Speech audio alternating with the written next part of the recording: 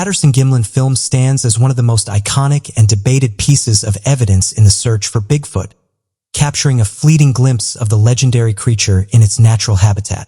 Filmed in 1967 by Roger Patterson and Bob Gimlin in the remote wilderness of Northern California, this grainy footage remains the subject of intense scrutiny and speculation among believers and skeptics alike. While skeptics dismiss it as a clever hoax, many researchers and enthusiasts argue that the Patterson-Gimlin film is the clearest and most compelling footage of Bigfoot ever captured, offering valuable insights into the elusive creature's appearance, behavior, and existence, and noting that over the years skeptics haven't been able to reproduce the creature's same movements, along with never being able to provide a suit. The Patterson-Gimlin film begins with Patterson and Gimlin riding horseback through a remote area known for its dense forests and rugged terrain. As they rounded a bend in the trail, Patterson's horse suddenly reared up in alarm, its senses alerting to something unseen lurking in the underbrush. Sensing an opportunity, Patterson leapt from his horse and began to film, capturing a creature unlike anything he had ever seen before. The film depicting the creature has garnered significant attention due to how clear it is, with many researchers saying that it captures the movement of its muscles, provides close-up shots of its facial features and body anatomy. Many experts have pointed out these clear visuals, suggesting that the creature in question is likely female. As a result, this footage is now considered one of the most definitive representations of Bigfoot that we have. The in-depth analysis of the visuals, particularly the portrayal of muscle movement and detailed anatomical features, has sparked discussions and debates among researchers and enthusiasts alike.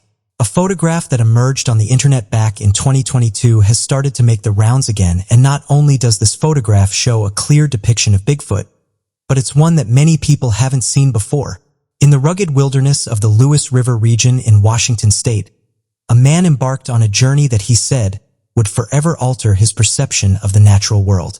Armed with nothing more than a camera and a backpack, this explorer set out into the adding that this was something that he did on a regular basis. The year was 1983, and John was drawn to the Lewis River region, saying that this was an area that he had hiked many times. Oddly enough, as he trekked through the dense undergrowth and towering trees, the man reported that a hush descended upon the forest, with birds ceasing their chirping, small animals freezing in place, and even the rustling of leaves falling silent. This phenomenon has long intrigued researchers and enthusiasts, leading to speculation about the possible reasons behind it and what it might reveal about the elusive creature known as Bigfoot. The silence of wildlife in the presence of a reported Bigfoot sighting is a curious and widely documented phenomenon that has been reported by witnesses across different regions and cultures. The hiker then claimed that among the towering trees and sunlight stood a figure unlike anything he had ever seen. A creature towering over 8 feet tall with broad shoulders and powerful limbs covered from head to toe in dark fur.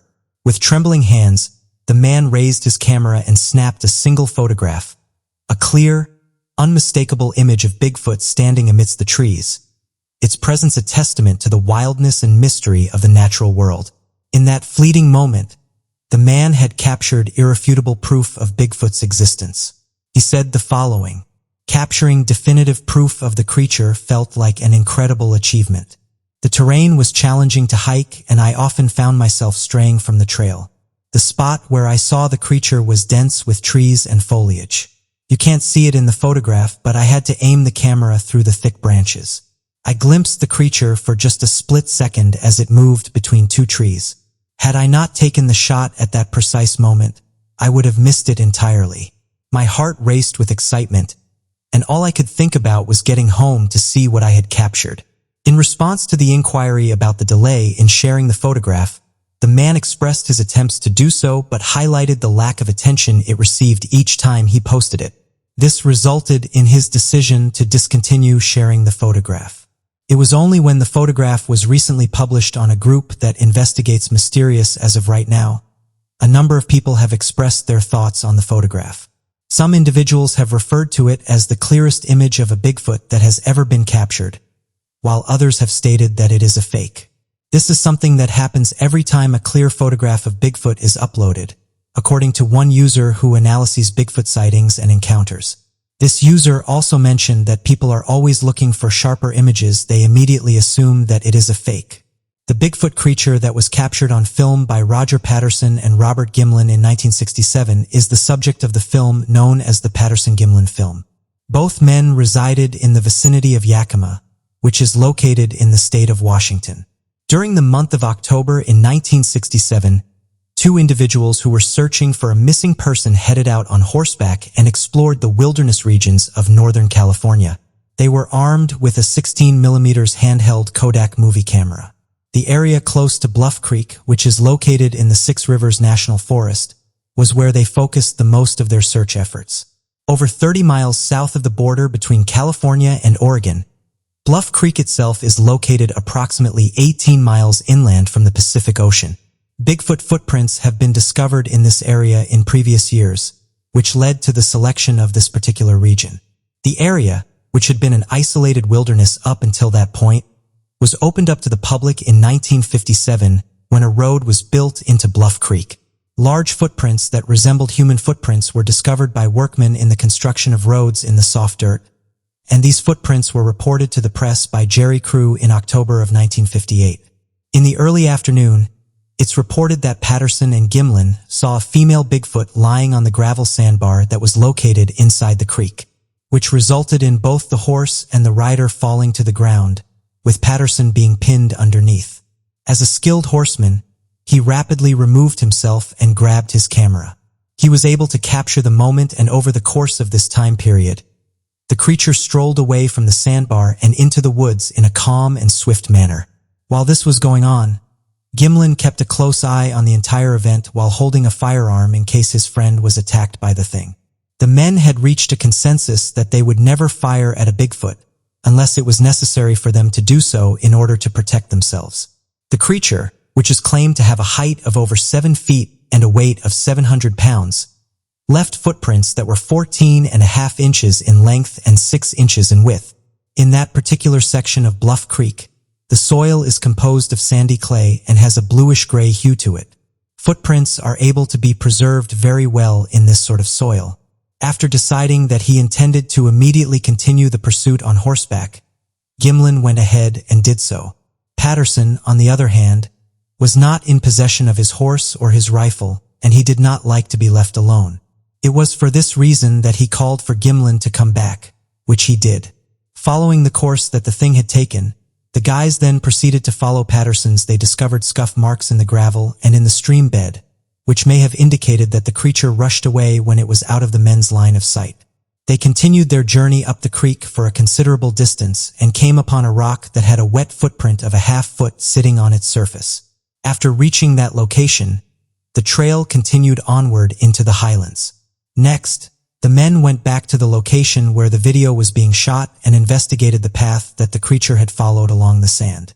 After observing and filming the footprints of the creature in the ground on the second film roll, they later prepared plaster casts of both the left and right foot of the creature. In that particular section of Bluff Creek, the soil is composed of sandy clay and has a bluish-gray hue to it. Over an extended period of time, footprints are able to be preserved very well in this sort of soil. The dimensions of the footprints were almost 15 inches in length and 6 inches in width. Gimlin leapt off of a stump in order to determine the distance for which his footsteps would sink into the ground in comparison to the footprints left by the monster. The findings indicated that the footprints left by the creature were more profound. Additionally, Patterson captured film video of this experiment as well as footage of horse prints beside the prints of the creature and footage of the men's activities in the process of casting castings, so that he could verify that he had, in fact, captured the thing in the picture. At the University of British Columbia on October 26, 1967, the movie was presented to the local audience. Those who were in attendance watched 2 screenings, and the initial screening was restricted to only those scientists working at universities. Additionally, Don Abbott and Frank Beebe, both of the British Columbia Provincial Museum, were present for the second screening, which was directed towards university scientists. In order to provide answers to queries, Roger Patterson and Bob Gimlin were present at both sessions. The casts of the footprints that were discovered at the location of the film were also displayed to the audience. There is a lack of clarity on whether or not the second film roll was shown during these meetings. In order to comply with the tight demands, The scientists from the university were instructed to refrain from making any comments regarding the legitimacy of the footage. To this day, this organization has not issued any formal statement regarding the matter.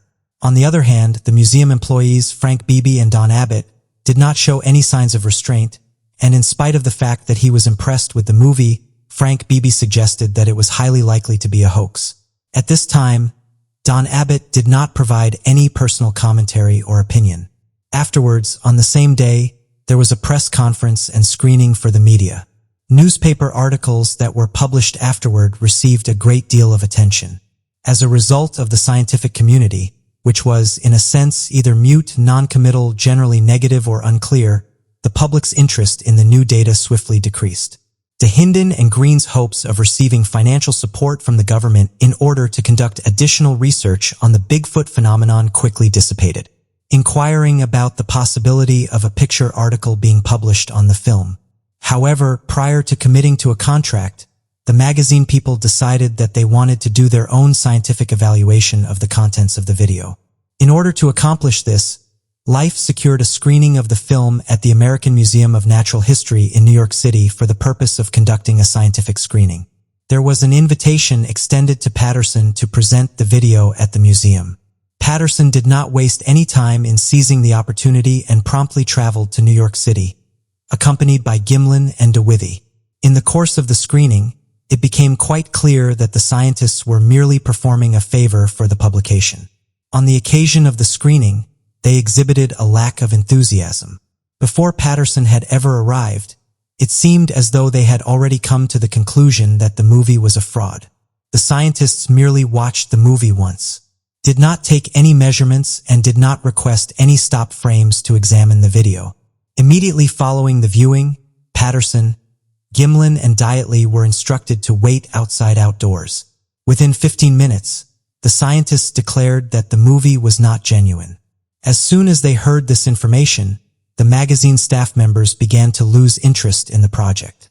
On the other hand, they made the decision to seek a second opinion from Animal Health. It seemed as though the people who worked at the zoo had a more open perspective. It was requested that they have at least 2 replays and that they have multiple stop frames. Their ultimate judgment, on the other hand, was unfavorable. They stated that there was something wrong with the movie that they were watching. In addition to their opinion, they did not provide any other evidence to support it. After what could be considered 2 rejections, Life magazine lost interest in Patterson and his associates and did not enter into a contract with them. Despite all of this, many believers stand by the fact that the footage is genuine. Firstly, the physical characteristics of the creature in the film defy easy explanation. They reported that the creature, known as Patty, displays anatomical features that are difficult to replicate using the technology and materials available in 1967. For instance, suggests a level of detail that would be extremely challenging to achieve with a costume. The muscles appear to flex and contract naturally as the creature walks, indicating a complex underlying structure rather than a simple suit. Moreover, the proportions of the creature are unlike those of a human. Patty's arms are significantly longer relative to her body than those of a human, and her gait is distinct, characterized by a fluid swinging motion. This anatomical accuracy has been analyzed by experts in biomechanics and anthropology who have found it difficult to replicate or dismiss as a hoax. The creature's footprints, also discovered and cast at the scene, show a distinct flexibility and depth that further support the idea of a living, weight-bearing entity. Secondly, the circumstances under which the film was captured lend credence to its authenticity. Roger Patterson and Bob Gimlin were not professional filmmakers, were passionate Bigfoot enthusiasts on an expedition to find evidence of the creature. Their surprise and reaction in the film, along with their consistent recounting of the event over the years, add to the film's credibility. If the film were a hoax, it would have required significant planning, resources, and expertise, all of which seem unlikely given the backgrounds of the 2 men and the spontaneity of the encounter. The remote location of Bluff Creek also plays a crucial role in supporting the film's authenticity. In 1967, the area was largely inaccessible, with dense forests and rugged terrain. The likelihood of someone orchestrating such an elaborate hoax in such an isolated location is low. Additionally, the Patterson-Gimlin film was shot in broad daylight, providing a clear and detailed view of the creature, which would have been nearly impossible to achieve with the costume technology available at the time. Another compelling argument for the film's authenticity is the subsequent analysis and endorsements by various experts. Over the years, the film has been subjected to rigorous scrutiny by scientists, filmmakers, and special effects artists. Many of these experts, including renowned anthropologist Dr. Grover Krantz and primatologist Dr. Jeff Meldrum, has argued that the film depicts a real, unidentified primate. Their analyses point to the creature's unique locomotion, body proportions, and muscle as evidence that it is not a man in a suit. Moreover, attempts to recreate the film using modern technology have consistently fallen short. Special effects artists and costume designers, even with the advantage of advanced materials and techniques, have struggled to produce a costume that replicates the natural movement and anatomical detail seen in the Patterson-Gimlin film. This suggests that the creature captured on film is something beyond the capabilities of 1960s special effects. Furthermore, the film has endured over 5 decades of scrutiny without being definitively debunked. Despite numerous attempts to discredit the footage, no one has provided conclusive evidence that it is a hoax. This resilience in the face of persistent skepticism is a testament to the film's authenticity. The consistency of Patterson and Gimlin accounts, along with the lack of credible evidence against the film, reinforces the belief that it depicts a real encounter with an unknown creature. As of right now, the Patterson-Gimlin film remains one of the most persuasive pieces of evidence for the existence of Bigfoot. The anatomical details, the circumstances of the capture, the expert analyses, and the film's endurance over time all contribute to the argument that it is genuine. While skepticism will always exist, the compelling evidence presented by the Patterson-Gimlin film continues to captivate and convince many that Bigfoot is real, waiting to be fully and accepted by the scientific community. The mystery of the Kentish ape man, referred to as the Kentish ape man, a Sasquatch-like creature, has been reported in and around Kent County, England since the mid-1800s. According to eyewitness reports, the creature is described as being similar in design to a large baboon-type creature, though more in the shape of a man. Standing in height from 7.5 feet to 8 feet tall, the creature is claimed to be covered from head to toe in a brown or grayish fur, walks in a bipedal motion, possesses the supernatural ability of disappearing completely from an open field even when the region is surrounded by a search party. Cryptid researchers believe that the Kentish ape man is of the same species as many of the North American sightings of the Sasquatch creature, and may live deep underground across a series of network tunnels. Although the sightings of the Kentish ape man began in the mid-1800s, every few decades mass sightings or isolated hotspots of the creature in and around the earliest known reported sighting of the Kentish ape man was published back in 1858 in a local newspaper referred to as the Kentish Gazette. The article would describe a series of mass sightings that had persisted in the region over the span of several years throughout the mid-1850s to 1858, though was not exact in its timeline. According to the Kentish Gazette, proof that a devil creature was wandering around Kent and would ultimately lead to an independent investigation from local authorities and interested journalists. Although several sightings had already been claimed, the primary sighting used as proof of the creature was reported by an unknown farm worker who had been tending to a wheat field referred to as Buck's Farm, located within Kent County, near a small village by the name of Great Chart. According to the Buck's farm worker, as he was gathering his wheat, he claimed to have spotted a 7.5-foot tall baboon-like creature that walked on its hind legs and appeared to have been covered in a brownish-orangish fur. The face of the creature appeared to have been smooth and shown human-like eyes. At the sighting of the creature, the farm worker appeared to have entered a temporary state of fear-induced hysteria and fell to the ground, unable to move from his location until the creature left, struggling to get over a fence that bordered the farm due to his affliction. Oddly enough, after the sighting of the creature, the field worker who had witnessed the creature would soon become terribly ill from an unknown disease. At the time of the illness, the Kentish Gazette reported that the field worker's deterioration was most likely a byproduct of the fright he had witnessed, though failed to describe any additional ailments that were inflicted.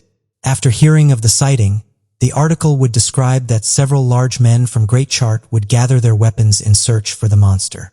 After conducting a thorough search of the field and surrounding areas, the men gave up on the search, believing the creature to have disappeared into the thick brush of the nearby wilderness. Fearful that the creature might return, as witness sightings persisted in the area at the time, the men gathered together and traveled to another village known as Ashford with a more thorough search of the creature to hunt and eradicate the animal, or to bring it into custody if it was willing and intelligent. Once in Ashford, however, the local authorities appeared dismissive of the reports and provided the official explanation that the creature was nothing more than an escaped baboon from a traveling zoo that they had been aware of for some time. Though no further mention of armed men engaged in hunting the creature is reported, several more sightings were recorded by the Kentish Gazette over the next few weeks. The article would detail the following paragraph on the series of sightings, leaving the information vague and mysterious. While one party, probably inclining to the supposition of the thing being His Satanic Majesty harbored thereabouts, took a horse and cart and went to Ashford in order to bring back aid from the police in taking him into custody. Since then, it is reported that the animal has been seen in several adjacent parishes, but we have not heard of its capture or of any damage done by it, except indirectly, through persons trampling down the wheat in Mr. Greenhill's field while in search of it. The last reported sightings of the creature would be reported several weeks after the initial incident at Buck's farm. The first would be reported by a young girl who claimed to have seen the creature on a Tuesday near the small town of Newgate Wood. According to the girl, despite having been frightened by the creature, she had stayed and watched the monster for a considerable amount of time, allowing her to get a good look at the strange beast and its behaviors. The girl would claim that the creature stood at around 8 feet in height and was covered in a shaggy fur that covered all around its body except for its face, which seemed remarkably human. The creature appeared to have had elongated, monkey-like arms and walked around like a human with a long gait. Before long, the creature would disappear into the surrounding wilderness. Later that same day, a shepherd who had journeyed with his sheep to an open grassy field claimed to have spotted the creature amongst his livestock, causing him to quit his job and return home immediately after his encounter. Given the creature's close proximity to the sheep, one last hunt for the monster was performed as local townsfolk began to worry that the monster could have been connected with the many different livestock disappearances recorded in the area. The group scoured the forests of the parish but were unable to locate the creature anywhere in the region, despite the many repeated sightings. In recent years, many researchers have started to connect the sudden mass sightings of the Kentish ape-man creature with the unearthing of a series of network tunnels discovered near the edges of Kent County, referred to as the Chislehurst Caves. According to a recent article published by the local news organization of Kent County, have been at the center of a wide number of supernatural rumors and conspiracy theories dating back to their rediscovery in the early 1800s. Stretching for over 22 miles, the caves are made up of a complex, interconnected, maze-like series of tunnels that are all man-made in origin and are believed to date back to a period prior to the oldest known human civilization. The earliest known record of written reference to the caves was recorded back during the in which a Saxon charter made reference to the caves, though was unaware of their size as they had yet to be explored. This reference, however, is only a recent recorded account of the caves, as the vice president of the British Archaeological Association believes the caves to have been used as a place of significant religious and spiritual importance by the Druids, with many carvings into the side of the chalk caves seemingly being used as evidence of Druidic altars. Many of these ancient Druid carvings appear to depict human and monkey-like faces in the side of the walls. The Chislehurst Caves would not be rediscovered and used until the early 1830s to the 1860s, when local villages would use the chalk caves as a mining location to dig for chalk and lime. It is around this time that the reported sightings of the Kentish ape-man would suddenly be recorded, alongside countless stories of supernatural sightings of ghost-like entities in the mines.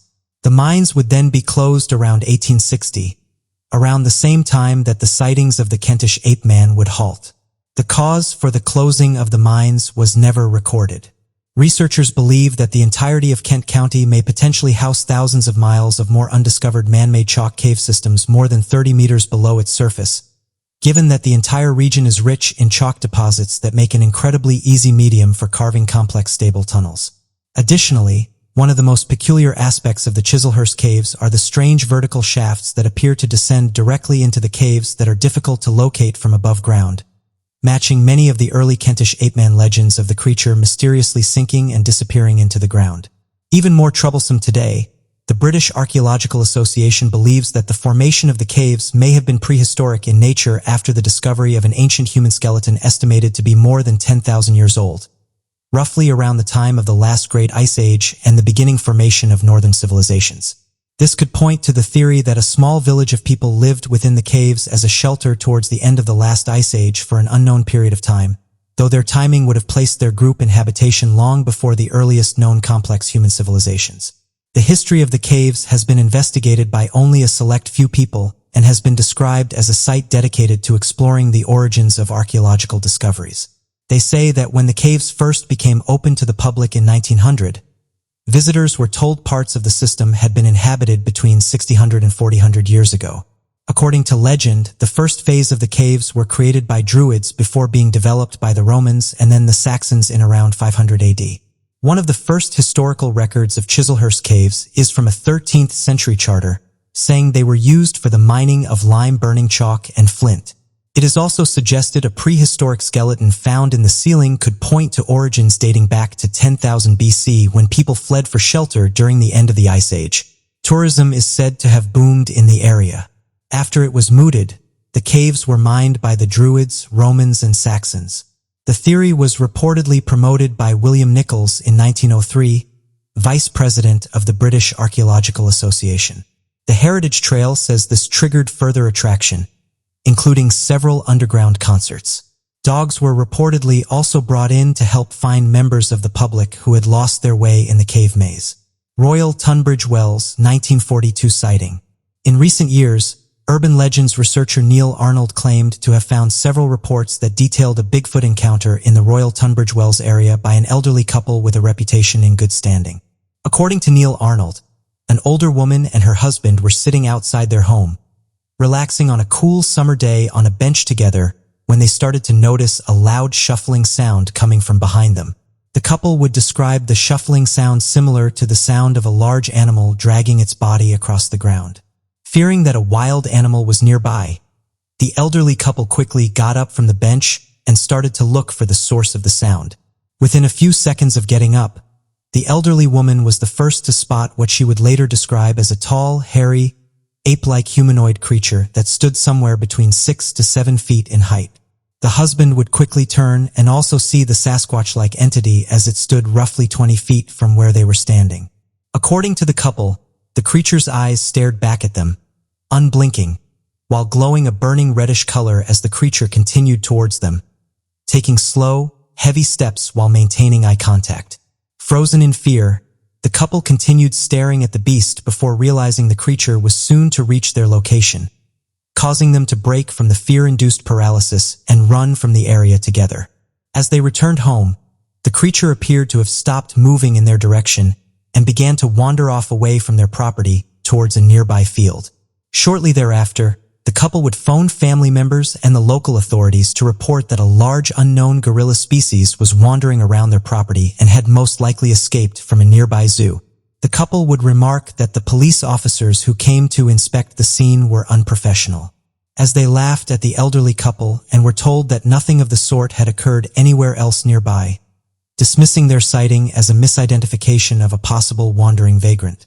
Interestingly enough, without knowledge of the activity, at around the same time that the elderly couple had witnessed their Sasquatch sighting in the Tunbridge Wells area, the British government reopened the Chislehurst Chalk Caves and began redesigning the space to be used as an understand weapons depot and manufacturing location for the war effort. Similar sightings of the Kentish ape man were recorded in the mid-1800s at around the same time the underground network tunnels of Kent were being used as a mining operation. This has led researchers to believe that possible secret underground chalk caves, yet to be discovered, could be used as a secret habitation of the Kentish ape man, and the use of the nearby chalk caves could potentially disturb their activity, causing them to roam above ground in isolated regions. The sudden disappearance of the 1942 Kentish ape man and the shuffling sound of the creature's body being dragged across the ground could be evidence that vertical shafts hidden underneath dense vegetation in the region and across open fields, often referred to as dean holes, could litter the landscape and directly connect the secret undiscovered underground chalk caves with the above ground. Tunbridge Wells, Kentish ape man encounters. Across recent years, the majority of Kentish ape man sightings have been recorded across the area of Tunbridge Wells, with the most recent sighting occurring back in 2021, when a young woman claimed to be walking her dog in the less frequented hiking trails throughout the 200-acre region. It appears that the series of mass sightings in the modern day around Tunbridge Wells dates back to a 2012 sighting in which a hiker claimed to have encountered Bigfoot and contacted local reporters about his incident after contacting wildlife departments that refused to treat his claims seriously.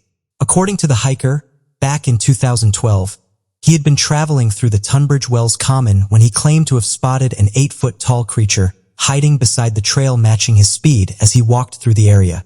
Unsure of what he was looking at, the man would call out to the creature, causing it to exit a nearby brush and confront the hiker.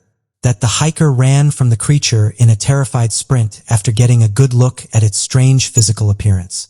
According to the man, the Sasquatch creature was covered in a thick, shaggy, reddish-brown fur, had elongated arms that stretched down below its knees, and possessed bright, glowing red demonic eyes that appeared supernatural in nature.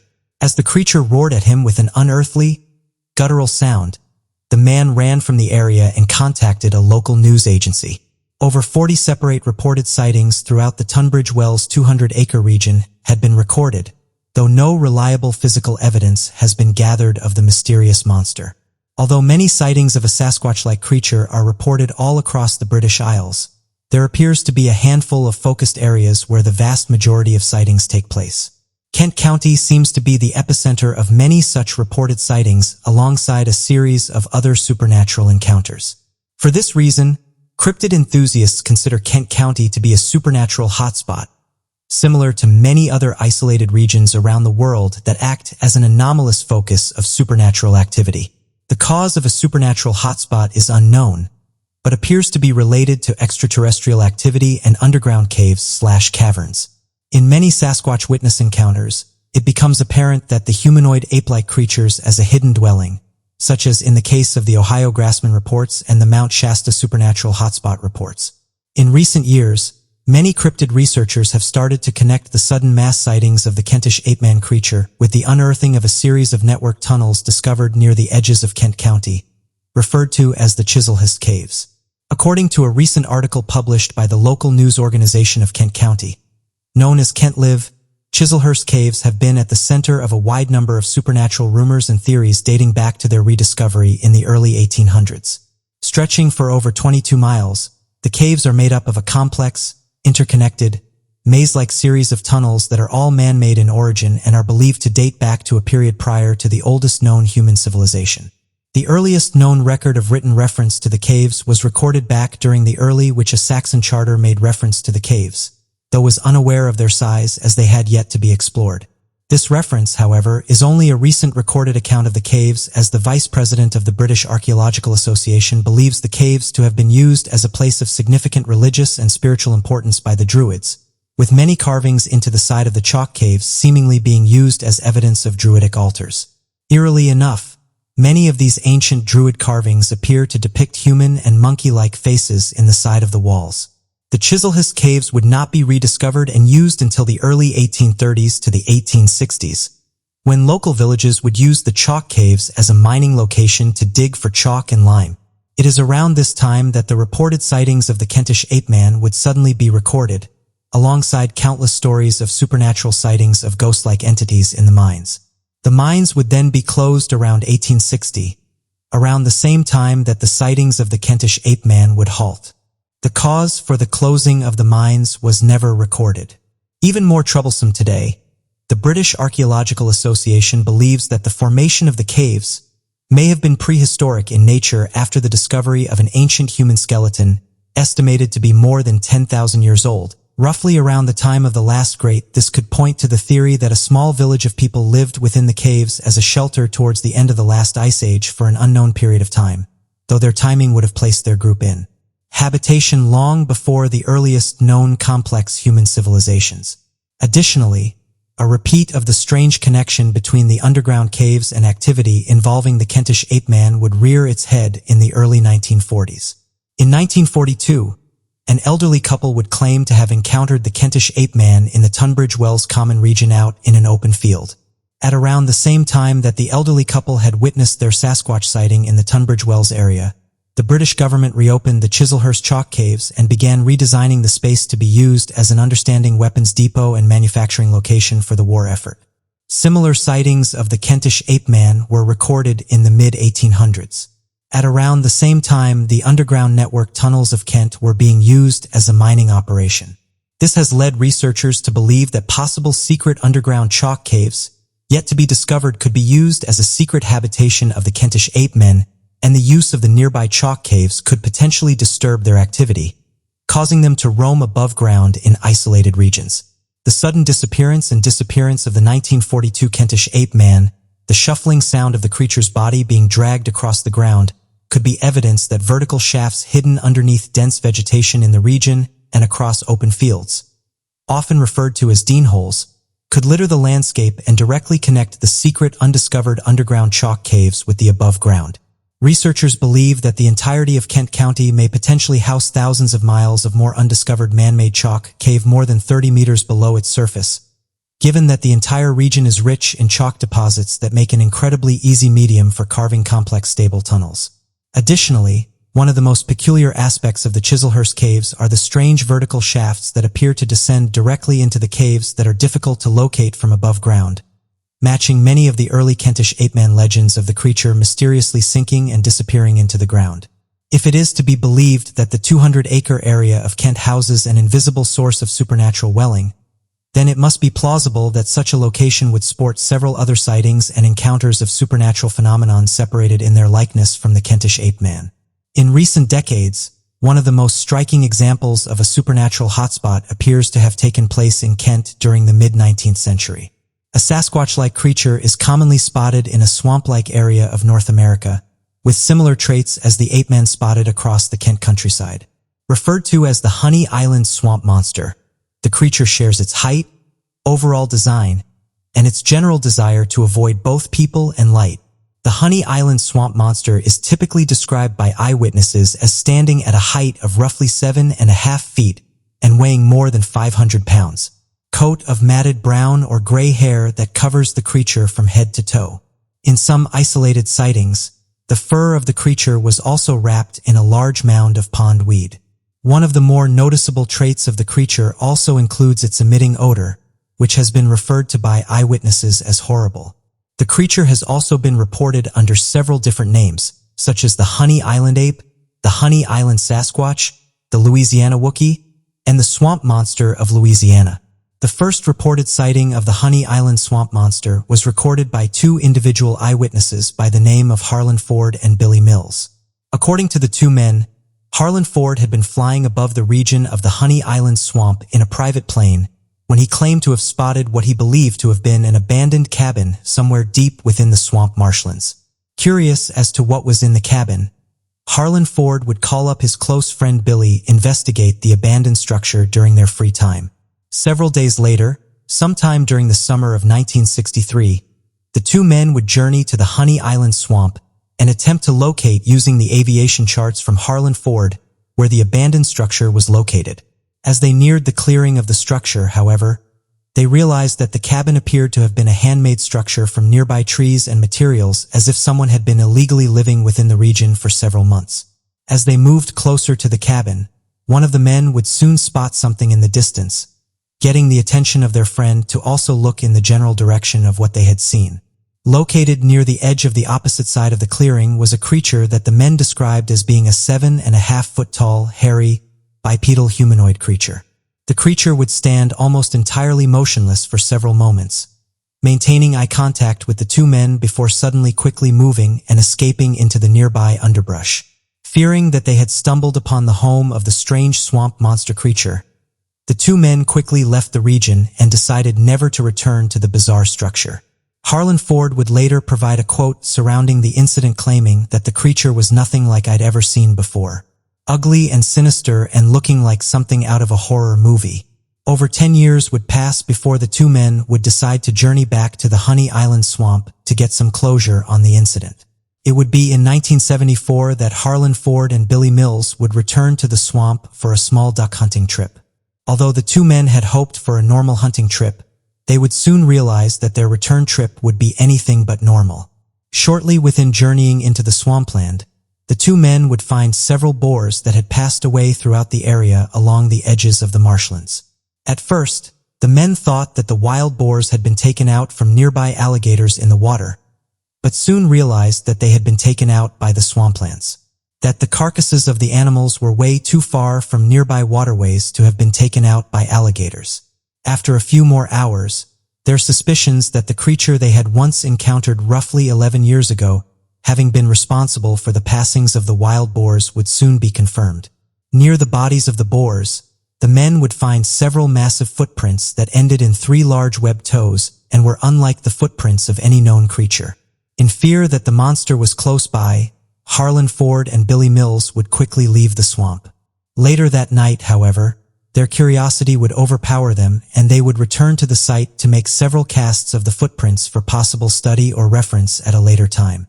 Rumors surrounding the Honey Island swamp monster claim that in the early part of the 1900s, a circus train was believed to have derailed near the location of the Pearl River that runs adjacent to the 20-square-mile swamp. The carts of the train are claimed to have housed several species of exotic animals, such as elephants and chimpanzees. Although the majority of these exotic animals would soon pass away within the harsh environment of the swamp, it was believed that the chimpanzee species survived and may be responsible for the humanoid sightings of the Honey Island swamp monster. Unfortunately for this theory, however, no evidence of a train derailment nearby the Louisiana Pearl River is recorded.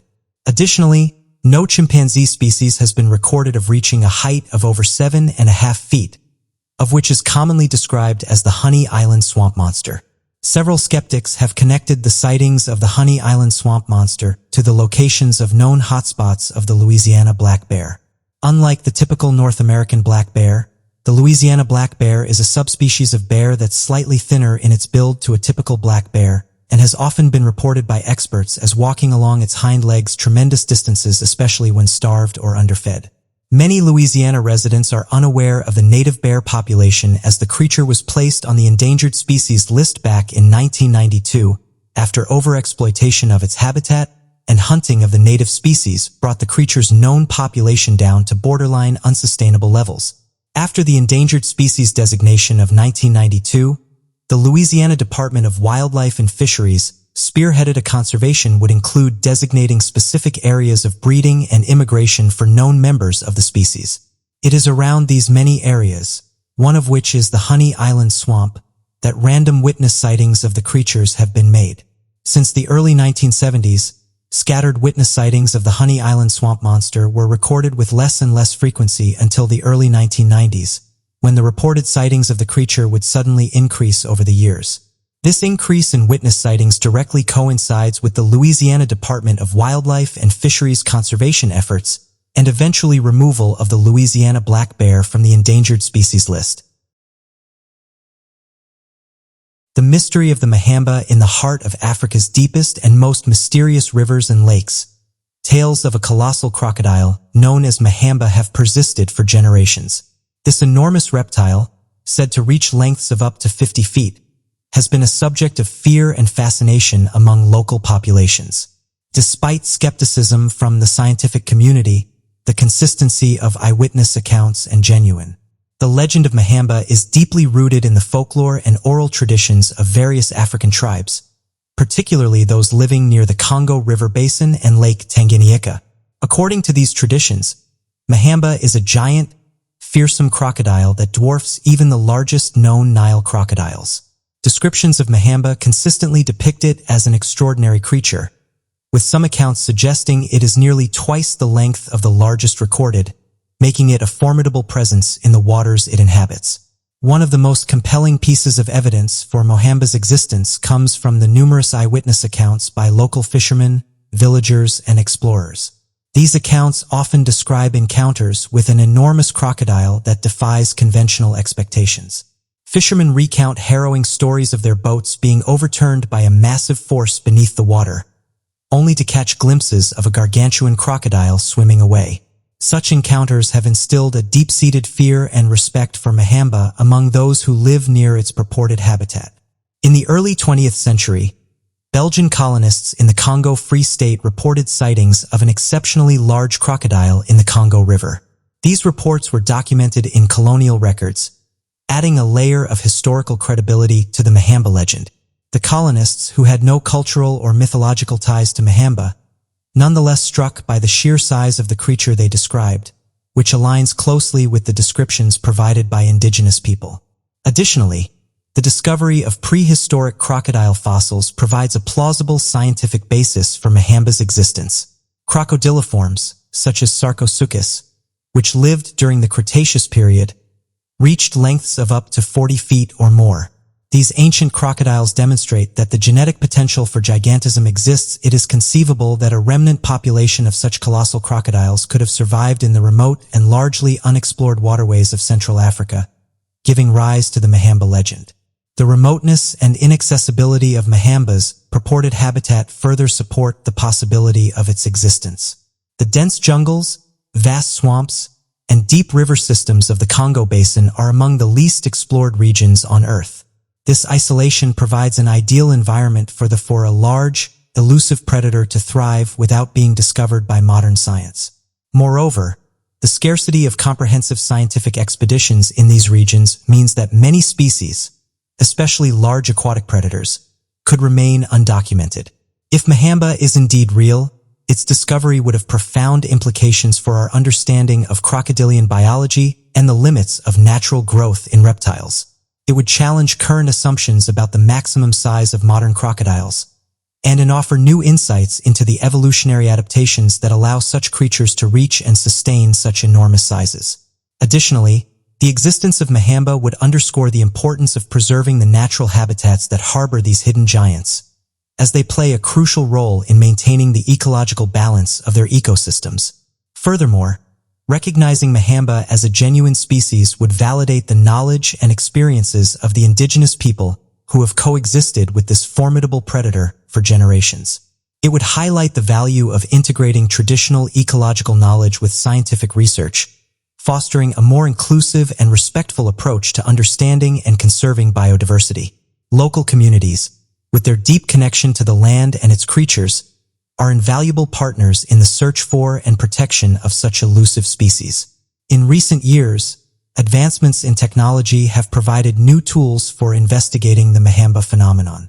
High-resolution satellite imagery, drones, and underwater cameras offer the potential to explore and document remote regions with unprecedented precision. Collaborative efforts between scientists, local communities, and conservation organizations could help to systematically search for evidence of Mahamba, providing a clearer understanding of its nature and habits. The Inguma monine, this mysterious creature, often described as a colossal serpentine reptile, is said to inhabit the remote rivers and swamps of the region. Despite its elusive nature and the skepticism of the scientific community, numerous eyewitness accounts and consistent descriptions suggest that the Inguma monine may be real and genuine. One of the most compelling aspects of the Inguma monine legend is the consistency of eyewitness reports. Local fishermen, villagers, and hunters have recounted numerous encounters with the creature over the years, describing similar features and behaviors. Many of these accounts come from individuals who have spent their entire lives in the region and are intimately familiar with its wildlife, lending credibility to their testimonies. The Inguma monine is often reported to be an aggressive predator, capable of capsizing boats and attacking large animals, further emphasizing its imposing presence in the local ecosystem. There are 3 documented testimonies of sightings that occurred along the Dangu Mataba, which is a tributary of the Ubangi River in the Republic of the Congo. The initial occurrence took place in 1961, followed by a further event 10 years later in 1971, led by Pastor Joseph Ellis. The individual approximated the length of the visible portion of the tail to be 10, which was equivalent to the size of his dugout. No neck or head were visible. The diameter of the tail was judged to be between 0.5 and 1 meter. The color was characterized as a shade of gray with a hint of brown. Upon returning to the community, it became evident that the topic was considered forbidden or prohibited. University of Chicago biologist Roy P. McCall collected these and other observations during his 2 journeys to the Lakwala marshes in the Republic of the Congo, where he was specifically looking for the Mokol Mbembe. Motzel's analysis determined that the creature possesses a body that is close to the ground, making it more similar to a lizard rather than a snake. This conclusion was based on Ellis's assertion that the animal never elevated itself significantly after emerging from the water. The mysterious Agagui, described as a small, hairy, and elusive hominid, the Agagui has captivated the imaginations of locals and explorers alike. Despite skepticism from mainstream science, the consistency and credibility of eyewitness accounts suggest that the Agagui may be real and genuine. The name Agagui refers to a small, bipedal creature reported to inhabit the forests of Tanzania and Mozambique. The Agagui stands approximately 3 to 4 feet tall, covered in reddish-brown or yellowish hair. Its physical appearance is strikingly similar to that of a small, primitive human with long arms, a rounded forehead, and a pronounced brow ridge. Witnesses describe the humanoid as highly agile and adept at moving through the dense underbrush, making it challenging to observe for extended periods. One of the most compelling aspects of the Agagui legend is the consistency of eyewitness reports. Local villagers, hunters, and even colonial administrators have recounted numerous encounters with the creature over the years, describing similar features and behaviors. These accounts come from individuals who are intimately familiar with the region's wildlife, lending credibility to their testimonies. The creature is often reported to exhibit cautious and elusive behavior, avoiding human contact whenever possible, which may explain the lack of physical evidence. A notable encounter occurred in the early 20th century when Captain William Hitchens, a British colonial officer, reported seeing the Agagui while on a hunting expedition in Tanzania. Hitchens described the creature as a small, human-like figure covered in hair moving swiftly through the forest. His account was later published in the journal Discovery in 1937, sparking widespread interest and debate about the existence of the Agagui. Added significant weight to the legend, as it came from a respected and experienced observer. Further supporting evidence comes from local art and cultural traditions. Indigenous communities in East Africa have long depicted small, human-like creatures in their carvings, paintings, and folklore. These representations, which bear striking similarities to the descriptions of the Agagui, suggest that the creature has been a part of the local cultural consciousness for generations. Such continuity in cultural depictions indicates that the Agagui is more than a mere myth. It is a deeply ingrained part of the region's heritage and natural history. The dense, remote, and largely unexplored habitats of East Africa provide a plausible environment for a small, elusive hominid to exist undetected by modern science. The region's vast forests and jungles are among the least explored areas on Earth, offering ample hiding places for a creature like the Agagui. The difficulty of conducting thorough scientific investigations in such challenging environments means that many species, particularly small and elusive ones, could remain undocumented. Moreover, the discovery of previously unknown species in similar remote regions lends credence to the possibility of the Agagui's existence. In recent years, several new species of primates, mammals, and reptiles have been discovered in East Africa, underscoring the region's potential to harbor undiscovered creatures. These findings suggest that the natural world still holds many secrets, and the Agagui could be one of them. The Leidenberg heads. The collection of 7 ceramic skulls was given the name of the location where they were found in the eastern Transvaal region of South Africa. The use of radiocarbon dating on charcoal samples retrieved from the excavation site has determined that the heads were interred at that location around in 500 AD. Thereby establishing them as the most ancient African Iron Age artworks discovered south of the equator. The reconstructed heads are not exactly the same, but they do possess certain common features. The strips of clay are shaped into thin oval eyes, slightly protruding mouths, noses, and ears, with raised bands that decorate the faces. The backs of the heads are embellished with carved linear designs. The columnar necks are characterized by prominent grooved bands. Many African peoples consider necks adorned with fat as a symbol of wealth and continue to hold this belief. The lack of substantial knowledge about the ancient culture responsible for creating the Leidenberg heads makes it currently unattainable to determine if the rings on them were intended to be interpreted in this manner. The 2 largest heads could have functioned as helmet masks.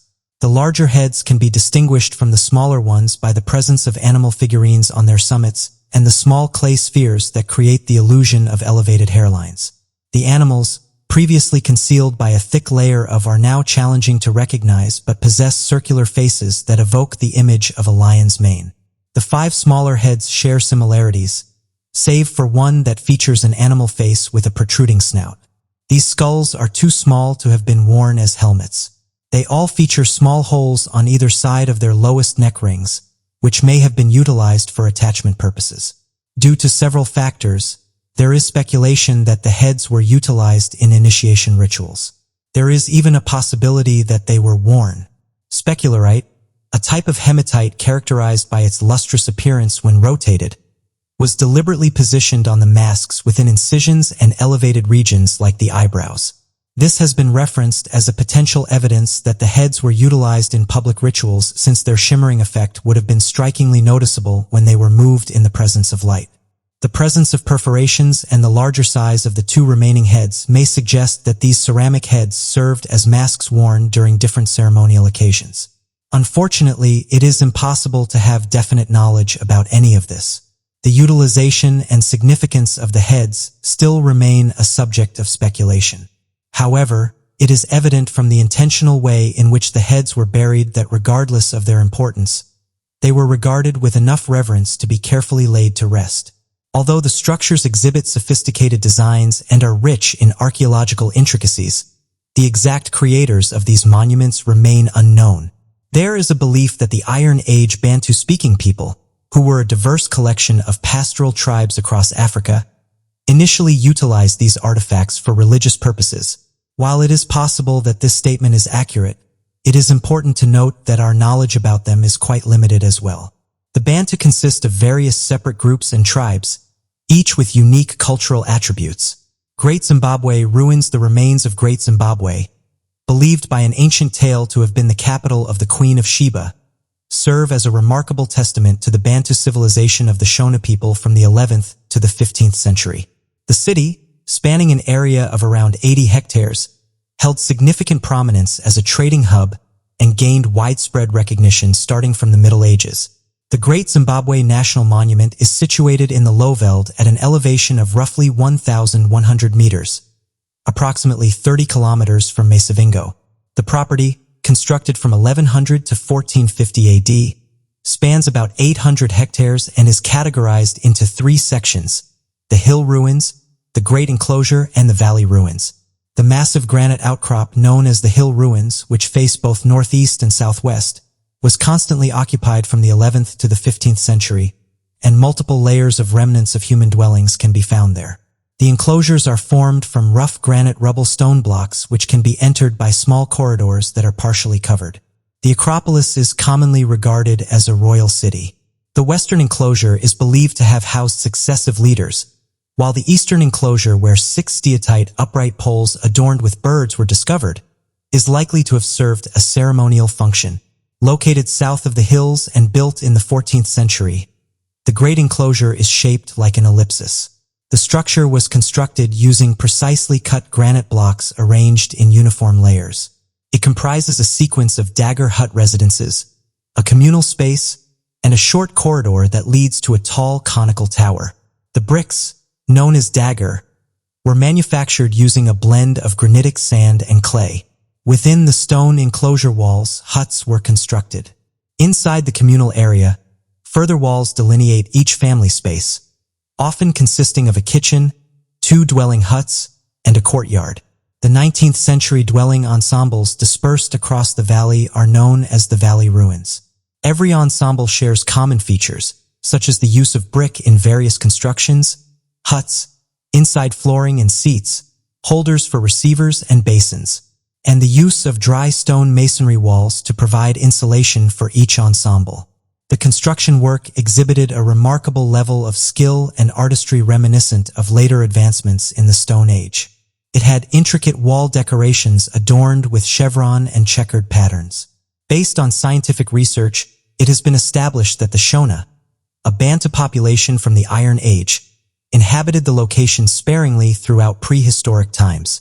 This Bantu population created Great Zimbabwe in the 11th century. During the 14th century, this city served as the main urban center of a significant state that encompassed the gold-rich plateaus. The population of the city surpassed 10,000 residents. By approximately 1450, the capital was deserted due to the inability of the surrounding area to provide enough food for the densely populated city and the extensive depletion of forests. The subsequent movement proved advantageous for Kami as it emerged as the dominant city in the area, but also indicated a decline in political authority. In 1505, the Portuguese established a settlement in Sofala, which was formally divided between the competing kingdoms of Torwa and Muinamutapa. The magnitude of long-standing trade with the outside world has been attested to by the discovery of gold and Arab coins from Kilwa, as well as glass beads and porcelain from China and Persia during archaeological investigations. Additional evidence, such as fragments of pottery and items made of iron, provides greater understanding of the property's socio-economic intricacy and the practices of farming and herding. The presence of a colossal granite cross at a historically valued and important spiritual site serves as evidence of the community's interaction with missionaries. However, our knowledge regarding these remnants is limited. European travelers in the late 19th century were the first to document them, with some speculating that they were created by a long-lost white civilization. The notion has subsequently been discredited, and the inquiry into the creators of Great Zimbabwe and their origins continues to be a matter of contention. There is a scholarly debate on the origins of the builders of the structure. Some say that they were indigenous, specifically from the Bantu-speaking Shona tribe. On the other hand, some propose that they were migrants who came from either the coastal regions or North Africa. Mamba Mutu. In the depths of Lake Tanganyika, the world's second oldest and second deepest freshwater lake nestled between the borders of Tanzania, the Democratic Republic of the Congo, Burundi, and Zambia, lies a mystery that has captivated the imaginations of local populations and intrigued researchers worldwide. The Mamba Mutu. Described as a mermaid-like creature, the Mamba Mutu is said to, despite skepticism from the scientific community, the consistency and credibility of eyewitness accounts suggest that the Mamba Mutu may be real and genuine. The name Mamba Mutu translates to water person in the local languages, reflecting the creature's human-like appearance. According to local legends and testimonies, the Mamba Mutu is described as having the upper body of a human, complete with arms and a head, but with the lower body of a fish, featuring scales and a powerful tail. Witnesses report that the creature's skin is often a shimmering, iridescent hue, and it possesses long, flowing hair that cascades down its back. The Mamba Mutu is said to be an elusive and intelligent being, capable of communicating with humans and possessing a deep understanding of the lake's ecosystem. One of the most compelling aspects of the Mamba Mutu legend is the consistency of eyewitness reports, have recounted numerous encounters with the creature over the years, describing similar features and behaviors. These accounts come from individuals who are intimately familiar with the region's wildlife, lending credibility to their testimonies. The Mamba Mutu is often reported to exhibit cautious and elusive behavior, surfacing only occasionally and avoiding prolonged human contact, which may explain the lack of physical evidence. A notable encounter occurred in the early 20th century, when Belgian colonial officer Captain William Hitchens reported seeing a mermaid-like creature while on a boat in Lake Tanganyika. Hitchens described the creature as having a human-like face and upper body, with a fish-like tail. His account was later published, sparking widespread interest and debate about the existence of the Mamba Mutu. Hitchens' detailed and credible description added significant weight to the legend, as it came from a respected and experienced observer. Further supporting evidence comes from local art and cultural traditions. Indigenous communities around Lake Tanganyika have long depicted mermaid-like creatures in their carvings, paintings, and folklore. These representations, which bear striking similarities to the descriptions of the Mamba Mutu, suggest that the creature has been a part of the local cultural consciousness for generations. Such continuity in cultural depictions indicates that the Mamba Mutu is more than a mere myth. It is a deeply ingrained part of the region's heritage and natural history. The vast, remote, and largely unexplored habitat of Lake Tanganyika provides a plausible environment for a large, elusive aquatic creature to exist undetected by modern science. The lake's immense depth and complex underwater topography offer ample hiding places for a creature like the Mamba Mutu. The difficulty of conducting thorough scientific investigations in such challenging environments means that many species, particularly large and elusive ones, could remain undocumented. Moreover, the discovery of previously unknown aquatic species in similar remote regions lends credence to the possibility of the creature's existence. In recent years, several new species of fish and invertebrates have been discovered in Lake Tanganyika, underscoring the region's potential to harbor undiscovered creatures. And these findings suggest that the natural world still holds many secrets. And the mamba mutu could be one of them. The implications of discovering the mamba mutu would be profound, both scientifically and culturally. From a scientific perspective, the existence of such a mermaid-like creature would revolutionize our understanding of aquatic biodiversity and evolutionary biology.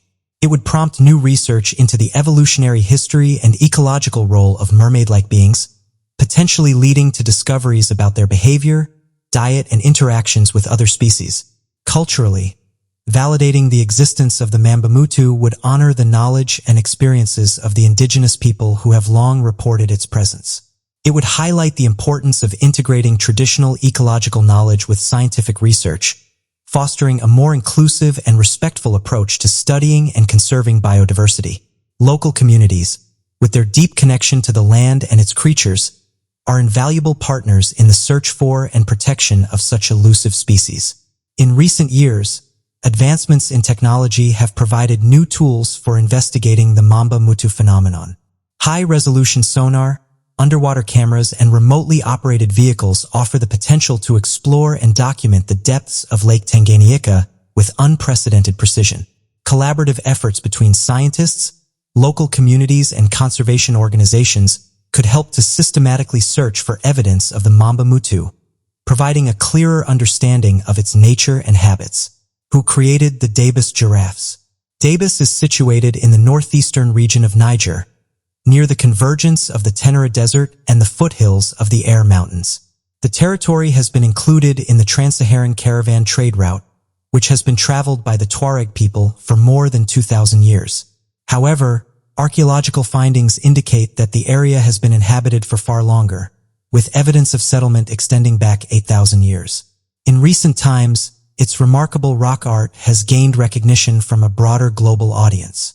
In 1987, French archaeologist Christian Dupuy discovered two extraordinary life-size engravings of giraffes that have attracted significant attention due to their impressive size, lifelike appearance, and skilled execution.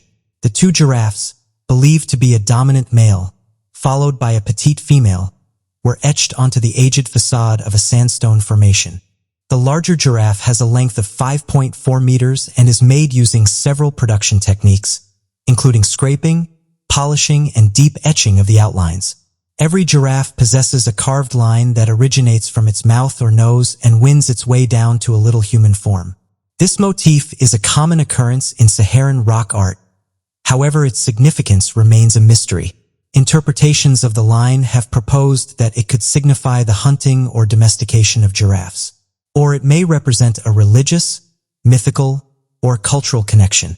Additionally, there have been suggestions that the lines and human figures were subsequently added.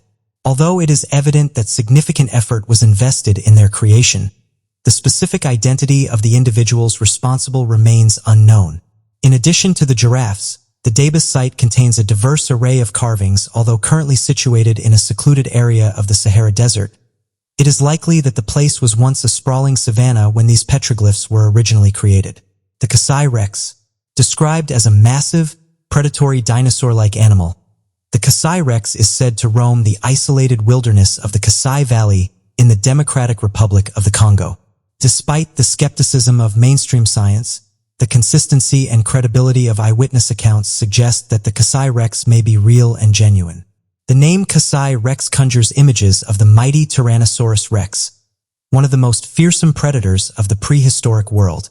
According to local legends and testimonies, the Kasai Rex closely resembles a large theropod dinosaur with an estimated length of 40 to 50 feet. Witnesses describe the creature as having a massive muscular body, powerful hind legs, short forelimbs, and a large head with formidable jaws filled with sharp teeth. Its skin is often depicted as rough and scaly, with a coloration that blends seamlessly with the jungle environment, was an expert hunter from Sweden. One day in 1932, he and his servant left their camp near Cape Town to go hunting for a large elephant. They traversed a marshy area till they eventually arrived at the savanna located in the Kasai Valley. The grassland was barren, devoid of any wildlife. However, the servant's excitement abruptly turned into alarm upon spotting two elephants, prompting Johnson to prepare his shotgun. Nevertheless, it became apparent that there was an issue with the elephants. There were merely two as opposed to a complete herd. Approximately 44 meters off, there was a presence concealed behind the undergrowth observing the elephants with predatory intent. Unexpectedly, a peculiar creature leaped. The servant swiftly descended into the dense vegetation, while Johnson, immobilized by shock, adjusted his target and made the decision to shoot at this peculiar being. The individual discharged their firearm 3 times, with only one projectile successfully striking the beast, namely in its posterior region. The entity retreated and departed. Johnson assisted his servant in rising from the ground and made the decision to return to his camp in Cape Town. However, before proceeding, they needed to traverse the swamp. Upon reaching the midpoint of the marsh, they were startled by a sudden splash, which immediately brought to mind the presence of crocodiles. Johnson searched extensively until they spotted the identical thing they had previously seen in the savanna, devouring the hump of a rhinoceros 22 meters distant. With a single bite, the creature effortlessly severed one of the rhinoceros' legs. Johnson's servant fled in fear while John remained in place. He promptly considered shooting the beast, but recollected with fear that the servant had confiscated his shotgun. However, he retained possession of his camera, proceeded to capture an image of the creature. In response to the sound of the camera's shutter, the creature swiftly submerged under the lake while the lifeless body of the rhinoceros remained afloat in a pool of blood. After coming back to the camp, John, trembling and quivering, carried the camera and then fell down. The soldiers present there helped him to stand up. In his interview with the newspaper Rhodesia Herald, described it as having a reddish hue and blackish stripes. He said that the creature possessed an elongated muzzle and a multitude of teeth. He concluded that the monster, measuring 13 meters or 43 feet in length, was a Tyrannosaurus. Additionally, he remarked that the creature's legs were robust, resembling those of a lion, suggesting that it was adapted for swift movement. In early 1933, a party consisting of 5 hunters, including a notorious ivory smuggler, embarked on a journey to the Kasai Valley with the intention of hunting down a creature known as the Kasai Rex. This creature, referred to as a colossal crocodile by the Rhodesia Herald newspaper, was sought after for its valuable skin, which the hunters planned to sell at a lucrative price. They reached the Kasai Valley and traversed the identical marshland that Johnson had crossed the year before. One of the hunters was alarmed when they observed a crimson tail submerge into the lake. They initially suspected it to be an anaconda until the ambience grew tense. They prepared their weapons only to be taken aback by an unexpected deluge of water descending upon them from the left. The crimson appendage forcefully departed from the swamp and collided with one of the hunters, causing them to plunge into the water. The remaining 4 individuals commenced firing a crimson substance that sank beneath the ocean's surface. They observed no discernible objects, only undulating waves of water dispersing throughout the expanse. The incapacitated individual, with a fractured arm, rose and endeavored to approach his comrades. An ominous sound emanated from beneath the water's surface, prompting them to swiftly navigate their way. However, their progress was impeded by a colossal creature emerging from the right side and submerging on the left side. The hunters concealed themselves within a boulder and ultimately departed from the vicinity. The Congamato. In the dense verdant jungles and vast subtropical regions of Africa, legends and whispers speak of a formidable creature that has eluded definitive scientific classification, the Congamato. Described as a large, pterosaur-like entity, the Congamato is said to inhabit remote areas of Zambia, the Democratic Republic of the Congo, and Angola. A creature whose existence is suggested but not yet confirmed by mainstream science. Numerous eyewitness accounts and cultural testimonies lend credence to the idea that the Congamato is real and genuine.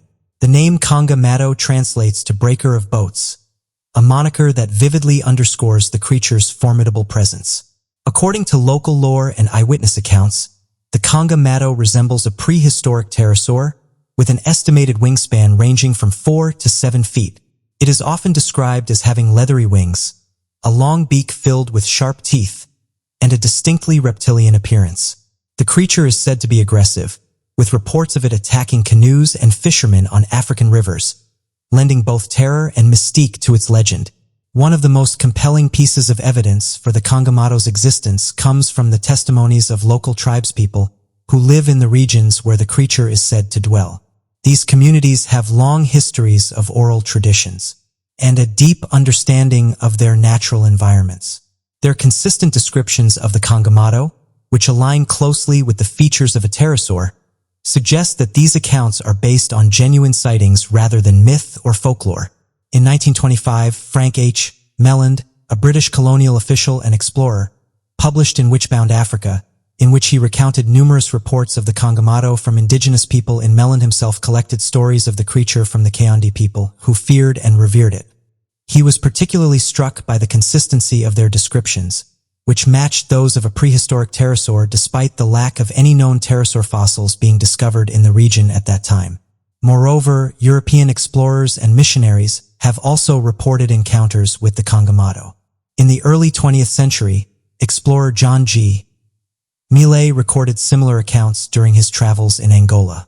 In one particularly striking incident, a local man showed Millet a wound on his chest, claiming it was inflicted by a Conga Mato. The wound's nature and the man's detailed description of the attack were enough to convince Millet of the creature's potential reality. Scientific skepticism regarding the existence of the Conga Mato primarily hinges on the lack of physical evidence, such as bones or definitive photographic documentation. However, the remoteness and inaccessibility of its purported habitat make it plausible that a large, elusive creature could evade capture or discovery by conventional means. The dense jungles and vast, unexplored regions of Africa provide ample hiding places for a creature adept at avoiding human contact. Additionally, recent discoveries in paleontology have shown that pterosaurs, once thought to have gone extinct 65 million years ago, might have had more resilient and adaptable descendants than previously believed. The notion that a remnant population of these creatures could have survived in isolated pockets of the world is not entirely outside the realm of possibility. If the Conga Mato is indeed a living pterosaur, its discovery would have profound implications for our understanding of evolutionary biology and paleontology. It would challenge existing paradigms about the extinction of dinosaurs and their relatives, suggesting that some lineages might have persisted in isolated environments. Such a discovery would also underscore the importance of preserving the world's remaining wild places, as they may harbor undiscovered species and biological treasures. Furthermore, acknowledging the existence of the Conga Mato would validate the knowledge and experiences of indigenous peoples whose testimonies have often been dismissed or overlooked by mainstream science. It would highlight the value of integrating traditional ecological knowledge with scientific, fostering a more inclusive and holistic approach to understanding biodiversity. The untouched Mount Liko, Eastern Africa, has a limited amount of primary forest remaining. According to the 2015 data from the Food and Agriculture Association of the United Nations, there are no official records of famine in Mozambique. However, a section of untouched woodland has lately been found and examined in the Zambezia region of the country. It was concealed in an obvious location on the summit of a mountain. The forest was first discovered by conservation expert Julian Bayliss using Google Earth. This is not the first occasion on which he has done so. In 2005, he utilized the platform to discover an unknown rainforest on Mount Mabu in Mozambique. In order to verify the existence of this most recent forest, Bayliss journeyed to the foot of Mount Liko and deployed an unmanned aerial vehicle to reach its summit. In May, Bayliss and a team including around 25 scientists and experts embarked on an excursion to investigate the biodiversity of this elevated island, examining its flora and fauna. They ascended by utilizing ropes and swiftly acquired rock climbing skills to elevate themselves and their gear up the 410-foot vertical cliffs. Bayliss achieved the summit before anyone else. While he awaited the arrival of his teammates, He surveyed his surroundings and found that and experienced a profound feeling of curiosity and enthusiasm. He informed Mungabe that the initial observation that stood out to him was the remarkable silence of the jungle. Nevertheless, numerous animal trails were observed in the dense vegetation, which was highly thrilling. They were immediately impressed by the remarkable openness of the forest floor, indicating minimal disruption and a dense above canopy. During the next fortnight, the crew conducted a comprehensive survey of the majority of Mount Lycos forest. They discovered numerous diverse organisms and have reason to believe that some of them are previously undiscovered species, including a distinct butterfly that has not been documented by science before. Bayliss stated that the comprehensive findings will be disclosed in a forthcoming film anticipated to be released in the early months of the upcoming year. Mount Lyco and other isolated mountains in eastern Africa, known as Inselbergs, created through the progressive erosion of the surrounding flat. Granite, being a type of hard stone, exhibits greater resistance to erosion. Consequently, while the surrounding soil eroded over millions of years, these areas of hard stone endured and gradually transformed into striking monoliths. Over time, their elevation increased to the point where they had the ability to impact the regional weather by generating clouds and precipitation as the air ascended from the warmer their colder higher altitudes. Lyco and adjacent Inselbergs in eastern Africa are vital water supplies for the nearby lowlands.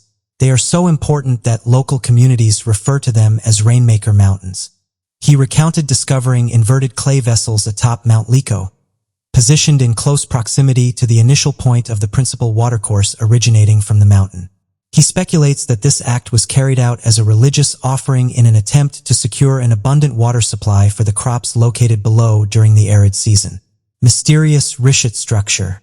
The Richet structure, sometimes called the Guelbi Risha, or the Blue Eye of the Sahara, is a large bull's eye-shaped geological structure located in the Sahara Desert.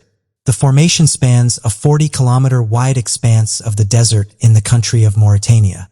Throughout millennia, the knowledge of the formation was limited to a small number of indigenous nomadic tribes. The Gemini astronauts first captured images of it in the 1960s, using it as a reference point to monitor the advancement of their landing procedures. Subsequently, the Landsat satellite captured supplementary photographs and furnished data regarding the dimensions, elevation, and scope of the formation. The Eye of the Sahara was first thought by geologists to be an impact crater formed when an object from space collided with the Earth. Nevertheless, extensive analyses of the rocks within the formation indicate that its origins are solely terrestrial. It has been determined by geologists that the Eye of the Sahara is a geologic dome. The formation has rocks that have a minimum age of 100 million years, with some dating back to a time well before the emergence of life on Earth. These rocks consist of both igneous volcanic deposits and sedimentary layers that are formed by the wind-pushing layers of dust and water-depositing sand. The entire area surrounding the Eye was raised millions of years ago by volcanic activity that originated deep beneath the surface of the Earth. These regions were not arid wastelands as they currently are. It is probable that they were considerably milder, characterized by a plentiful supply of flowing water. Stratified sandstone formations were formed through Aeolian deposition in lacustrine and fluvial environments throughout the temperate period. Gradually exerted enough force to uplift the layers of sandstone and other rock formations above it. Following the cessation of volcanic activity, the process of wind and water erosion commenced, gradually eroding the successive layers of rock forming the dome structure. The region underwent a process of stabilization and contraction, resulting in the formation of a round eye characteristic. It is important to mention that there are still some who believe that the construction is, in fact, the remnants of the mythical city of Atlantis, as its circular form is claimed to bear resemblance to the region described by Plato. The account from ancient Greece is conveyed to us through recorded history, specifically by Plato, one of the most prolific writers in philosophy. Atlantis is initially mentioned in the stories Timaeus and Critias by the author. In the dialogue Timaeus, the character Critias recounts a narrative to Socrates, embarks on a lengthy voyage to Egypt in this narrative. He converses with an Egyptian priest about ancient history. The priest, not impressed by Solon's stories, resolves to enlighten him with an obscure historical narrative that was unfamiliar to the Greeks during that period. An Egyptian elder provides Solon with a synopsis of the ideal state of Athens, predating the Athenians' own historical records. He characterizes Athens during this period as being exceptional in all intellectual endeavors, leading a virtuous lifestyle and adhering to the principle of moderation.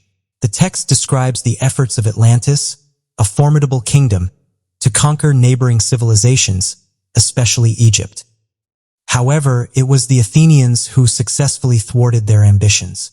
Right after their loss, the continent of Atlantis was engulfed by devastating floods and earthquakes, resulting in the submergence of the land under muddy terrain, rendering the once navigable seas impassable. Plato provides a more elaborate account of Atlantis in his work Critias. Atlantis was established by Poseidon, the deity who developed a deep affection for a mortal woman named Plato. Collectively, they had 5 pairs of twins who eventually grew up and assumed control over the 10 distinct provinces of Atlantis.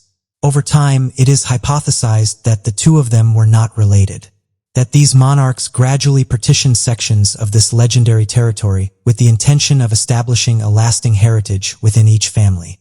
The Atlanteans developed into a highly sophisticated culture, surpassing all other contemporary civilizations in terms of advancement.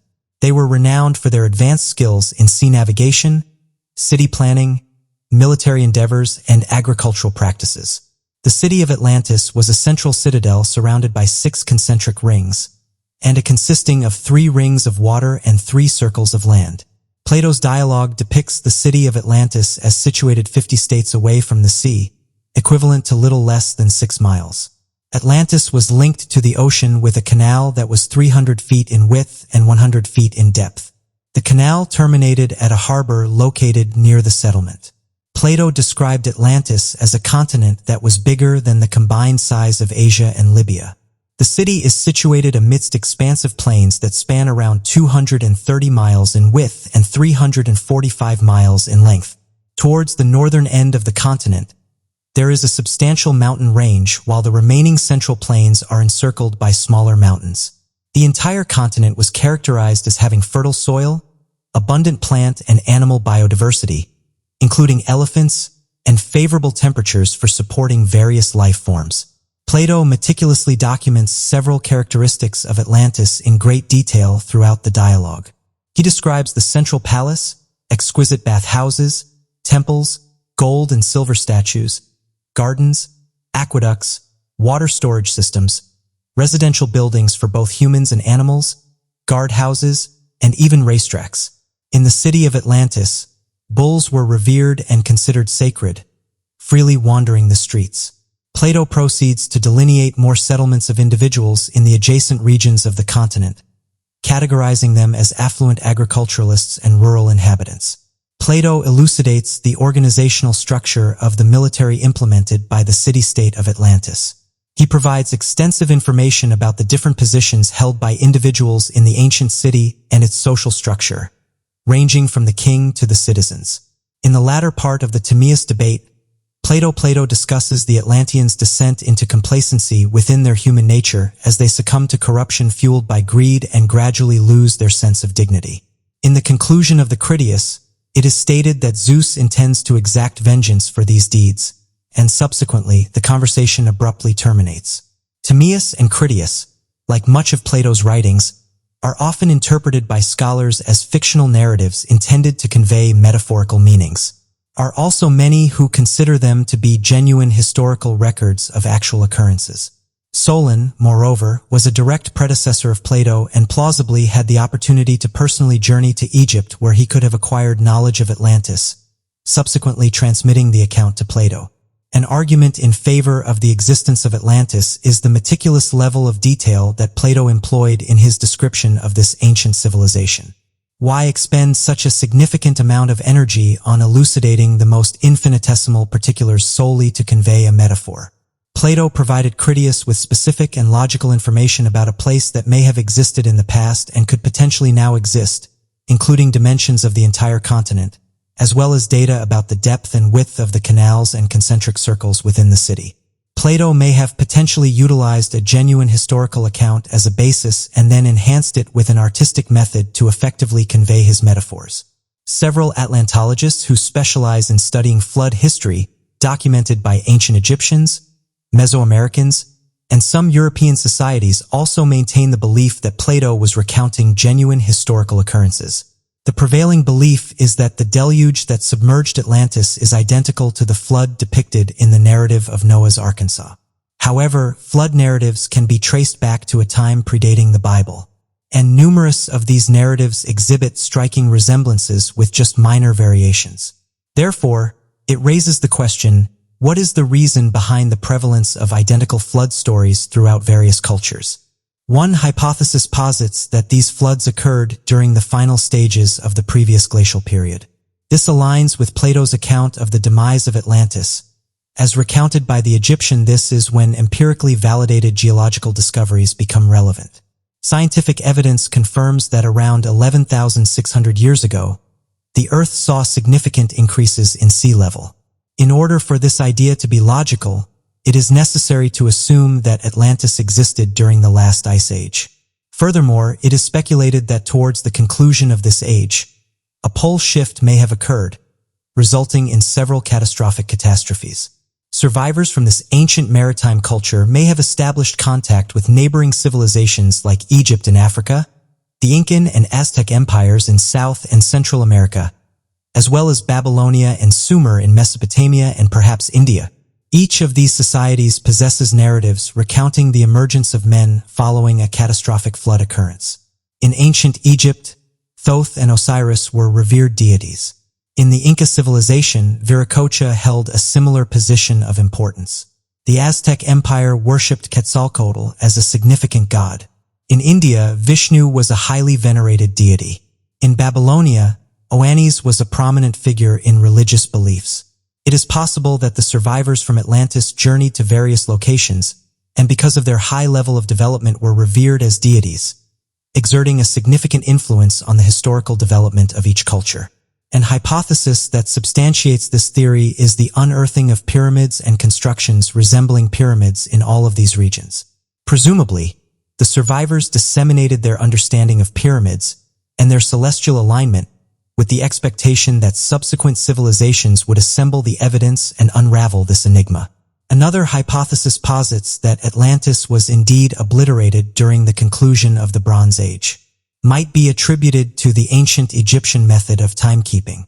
The ancient Egyptians employed both solar and lunar years to measure time. Solar years consist of 365 days per year, but lunar years are counted in months. If the Egyptian sage who recounted the tale of Atlantis to Solon was referring to lunar years, equivalent to 9,000 months rather than standard years, this could have coincided with the conclusion of the Bronze Age. Another historical tale documented by the Egyptians that supports this theory is referred to as the invasion of the Sea Peoples. During the period known as the Bronze Age collapse, an unidentified faction launched an assault on Egypt and many regions in the eastern Mediterranean. Emerging seemingly out of obscurity, they swiftly attacked Egypt from the Mediterranean Sea. The Battle of the Delta, a renowned conflict, took place. Egypt successfully repelled the unidentified assailants. Is it possible that these assailants were indeed individuals from the lost civilization of Atlantis? Regardless, it is possible that they were not engaging in an attack, but rather Egypt was employing an offensive defense strategy and documented the war as if they were the ones being invaded. Considering the aforementioned evidence and the substantial support for the existence of Atlantis, the question arises, where may it be concealed? The precise location of Atlantis and the potential whereabouts of its ruins are subjects of intense controversy within the field of Atlantology.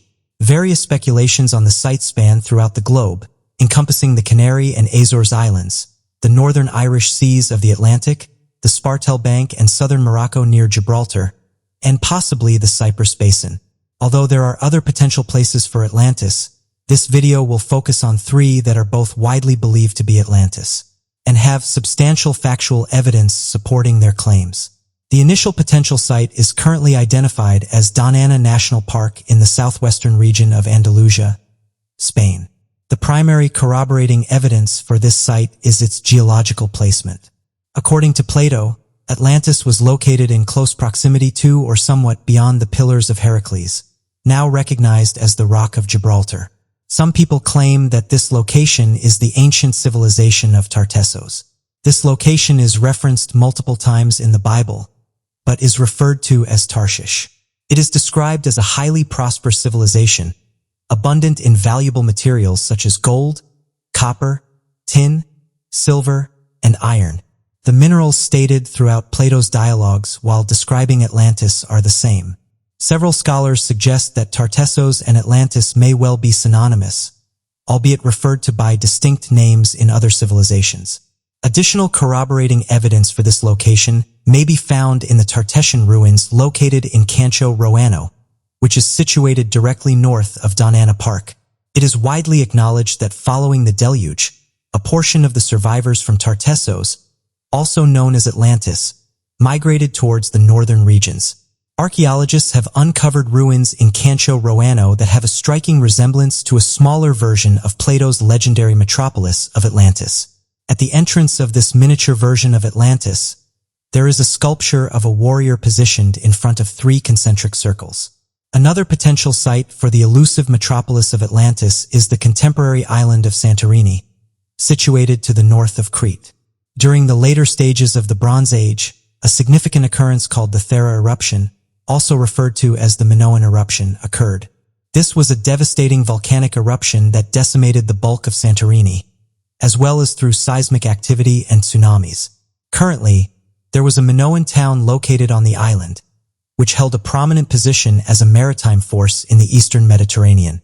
Archaeologists have discovered that this city had sophisticated engineering expertise, which included the construction of 3 to 4-story buildings, constructions designed to withstand mild earthquakes, as well as plumbing and sewage systems. The Minoans were discovered to venerate bulls, similar to the Atlanteans. Prior to the Thera eruption, the island may have exhibited a ring-like shape similar to Plato's description.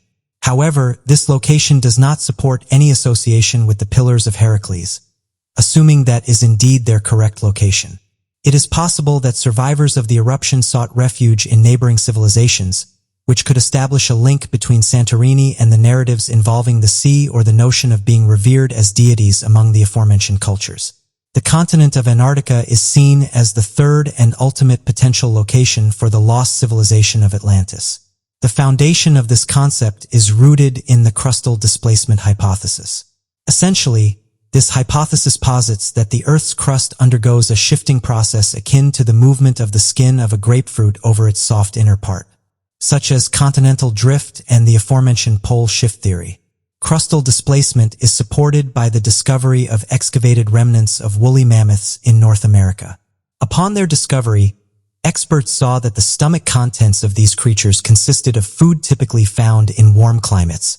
This indicates that they were frozen so quickly that they were unable to escape. According to Plato, Atlantis was described as being larger than Libya and Asia combined, which could be a plausible comparison to the potential size of Antarctica without its glacial covering. Contemporary scholars have, however, highlighted that ancient sailors frequently assessed the size of land masses based on their coastline boundaries rather than their true acreage. When considering the true lengths of Asia and Libya's coastlines, as perceived by ancient mapmakers, it is possible that the land area of Atlantis was more comparable to the proportions of Cyprus or Sardinia. Researchers commonly acknowledge that ancient Greek poets may have mislabeled what is now known as Asia and Libya. An instance of this could be mentioning the Kingdom of Lydia located in Turkey rather than Asia, or referring to a geographical area near the Nile Delta instead of Libya. Recently, aerial photographs have been taken of multiple concentrically structured formations over Antarctica. Is it conceivable that these structures represent remnants of ancient civilizations from Atlantis? Until further knowledge is acquired, the enigma of Atlantis will persist as an inexplicable phenomenon in the globe. In the history of space exploration, few moments capture the imagination and spark as much intrigue as the revelation of unexpected and unexplained phenomena. One such moment occurred when an astronaut shared a mysterious photograph that appeared to show a massive ship inside a crater on the moon. This photograph, which quickly became the subject of intense speculation and debate, raises profound questions about the nature of our lunar neighbor and the potential for extraterrestrial activity. The photograph in question was taken during one of the numerous missions to the moon, though the exact mission remains a closely guarded secret, adding to the mystery. The image shows a large, shadowy object nestled within the confines of a lunar crater, its angular lines and distinct features standing in stark contrast to the natural surroundings. The object, which some have described as resembling a spacecraft, appears to be partially buried in lunar dust and debris, suggesting that it has been there for a considerable period. On the other hand, because of the large quantity of images that have been taken from spacecraft, a number of amateur researchers have spent endless hours searching through these photographs in the hope of discovering something peculiar, and these researchers have said that this isn't the first time that strange objects have been found. This image was taken by the Apollo 15 spacecraft, and those who have made measurements have measures over 6 miles long. Other amateur researchers have come forward in recent years and claim to have discovered objects that appear to be similar to those found in old photographs. They assert that this demonstrates that there is more going on than what we are being told about, and in some instances the National Aeronautics and Space Administration is even editing out these images in the hope that we will not see them. Researchers who are just starting out claim that they do this because they believe that if the bulk of the populace were to learn about these things, they would immediately become extremely anxious. Over the past few years, NASA has come forward to assert that these assertions cannot be substantiated, and that they have never attempted to conceal irregularities in their images through the use of image editing software or airbrushing. According to amateur researchers, if you spend enough time looking for them, you will eventually find them on your own. Despite the fact that scientists have stated that it is their responsibility to unearth discoveries of this nature and to assist in advancing our knowledge, they have never discovered anything that is of interest or that cannot be explained in all of the years that they have spent performing their research. There are also substantial implications for future space exploration and the quest for life beyond Earth that are associated with the potential of an extraterrestrial presence on the moon. If this were to occur, it would cause a re-evaluation of the current goals and tactics for lunar exploration, which may potentially lead to increased attempts to investigate and map the surface of the moon by providing more specific information. Furthermore, it would stimulate interest in conducting similar research on other celestial planets such as Mars and the moons of Jupiter and Saturn for the purpose of discovering evidence of extraterrestrial activity that may have occurred in the past or may be occurring at the present time. Even while the snapshot has caused a lot of excitement and speculation, there are still a lot of questions that have not been answered. The precise nature of the object that was found in the crater, as well as its origin, continue to be shrouded in mystery, and there is no conclusive evidence to either confirm or disprove the numerous ideas. Further suspicion and conspiracy theories have been fostered by the fact that the mission and the identity of the astronaut have been kept secret.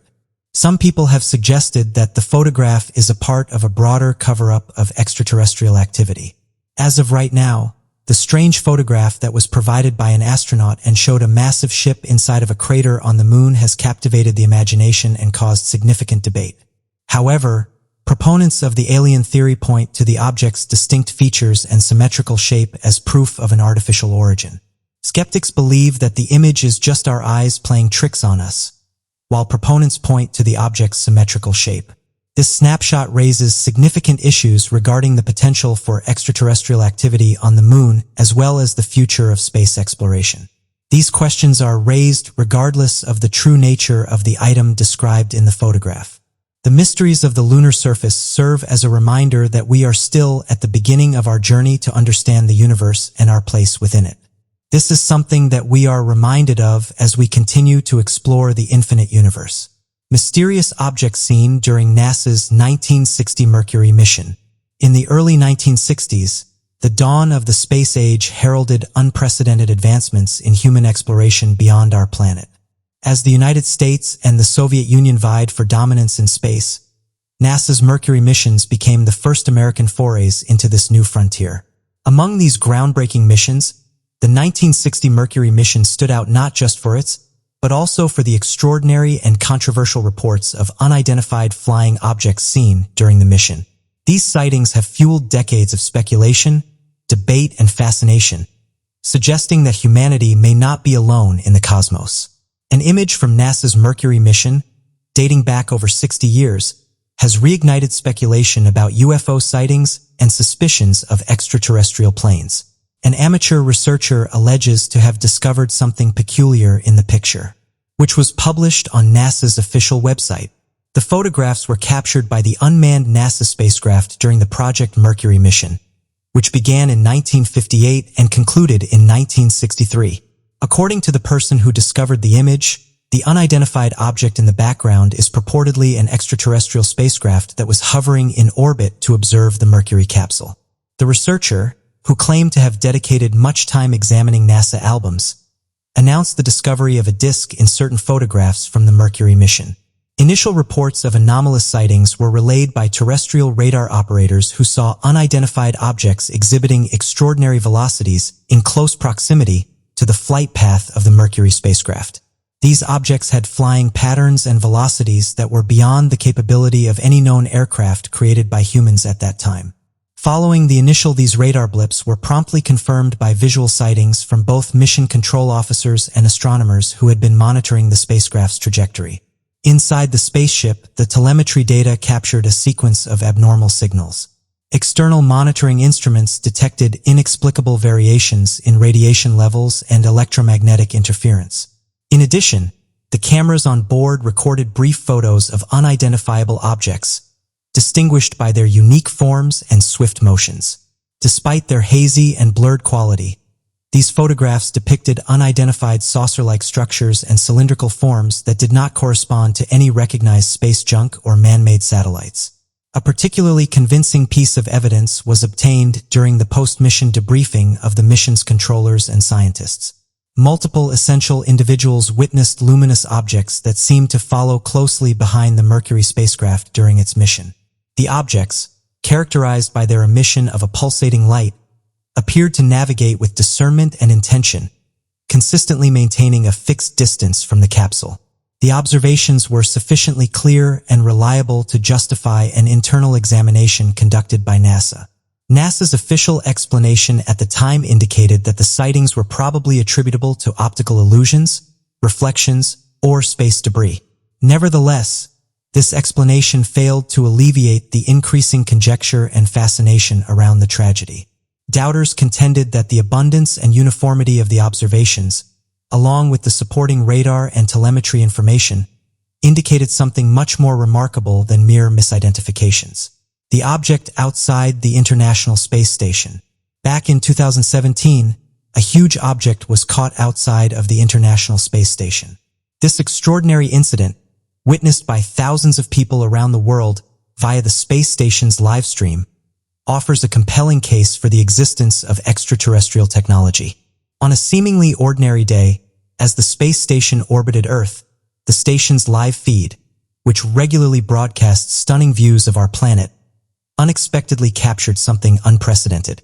Viewers noticed a colossal, disc-shaped object hovering near the space station. Unlike the usual space debris or meteors that occasionally appear, this object was distinct, with a structured and symmetrical form suggesting an artificial origin. The sighting lasted for several minutes before the object slowly moved out of the camera's field of view, disappearing into the vastness of space. The immediate reaction from the global audience was a mixture of awe, excitement, and skepticism. Social media platforms buzzed with discussions as amateur astronomers and UFO enthusiasts meticulously analyzed the footage.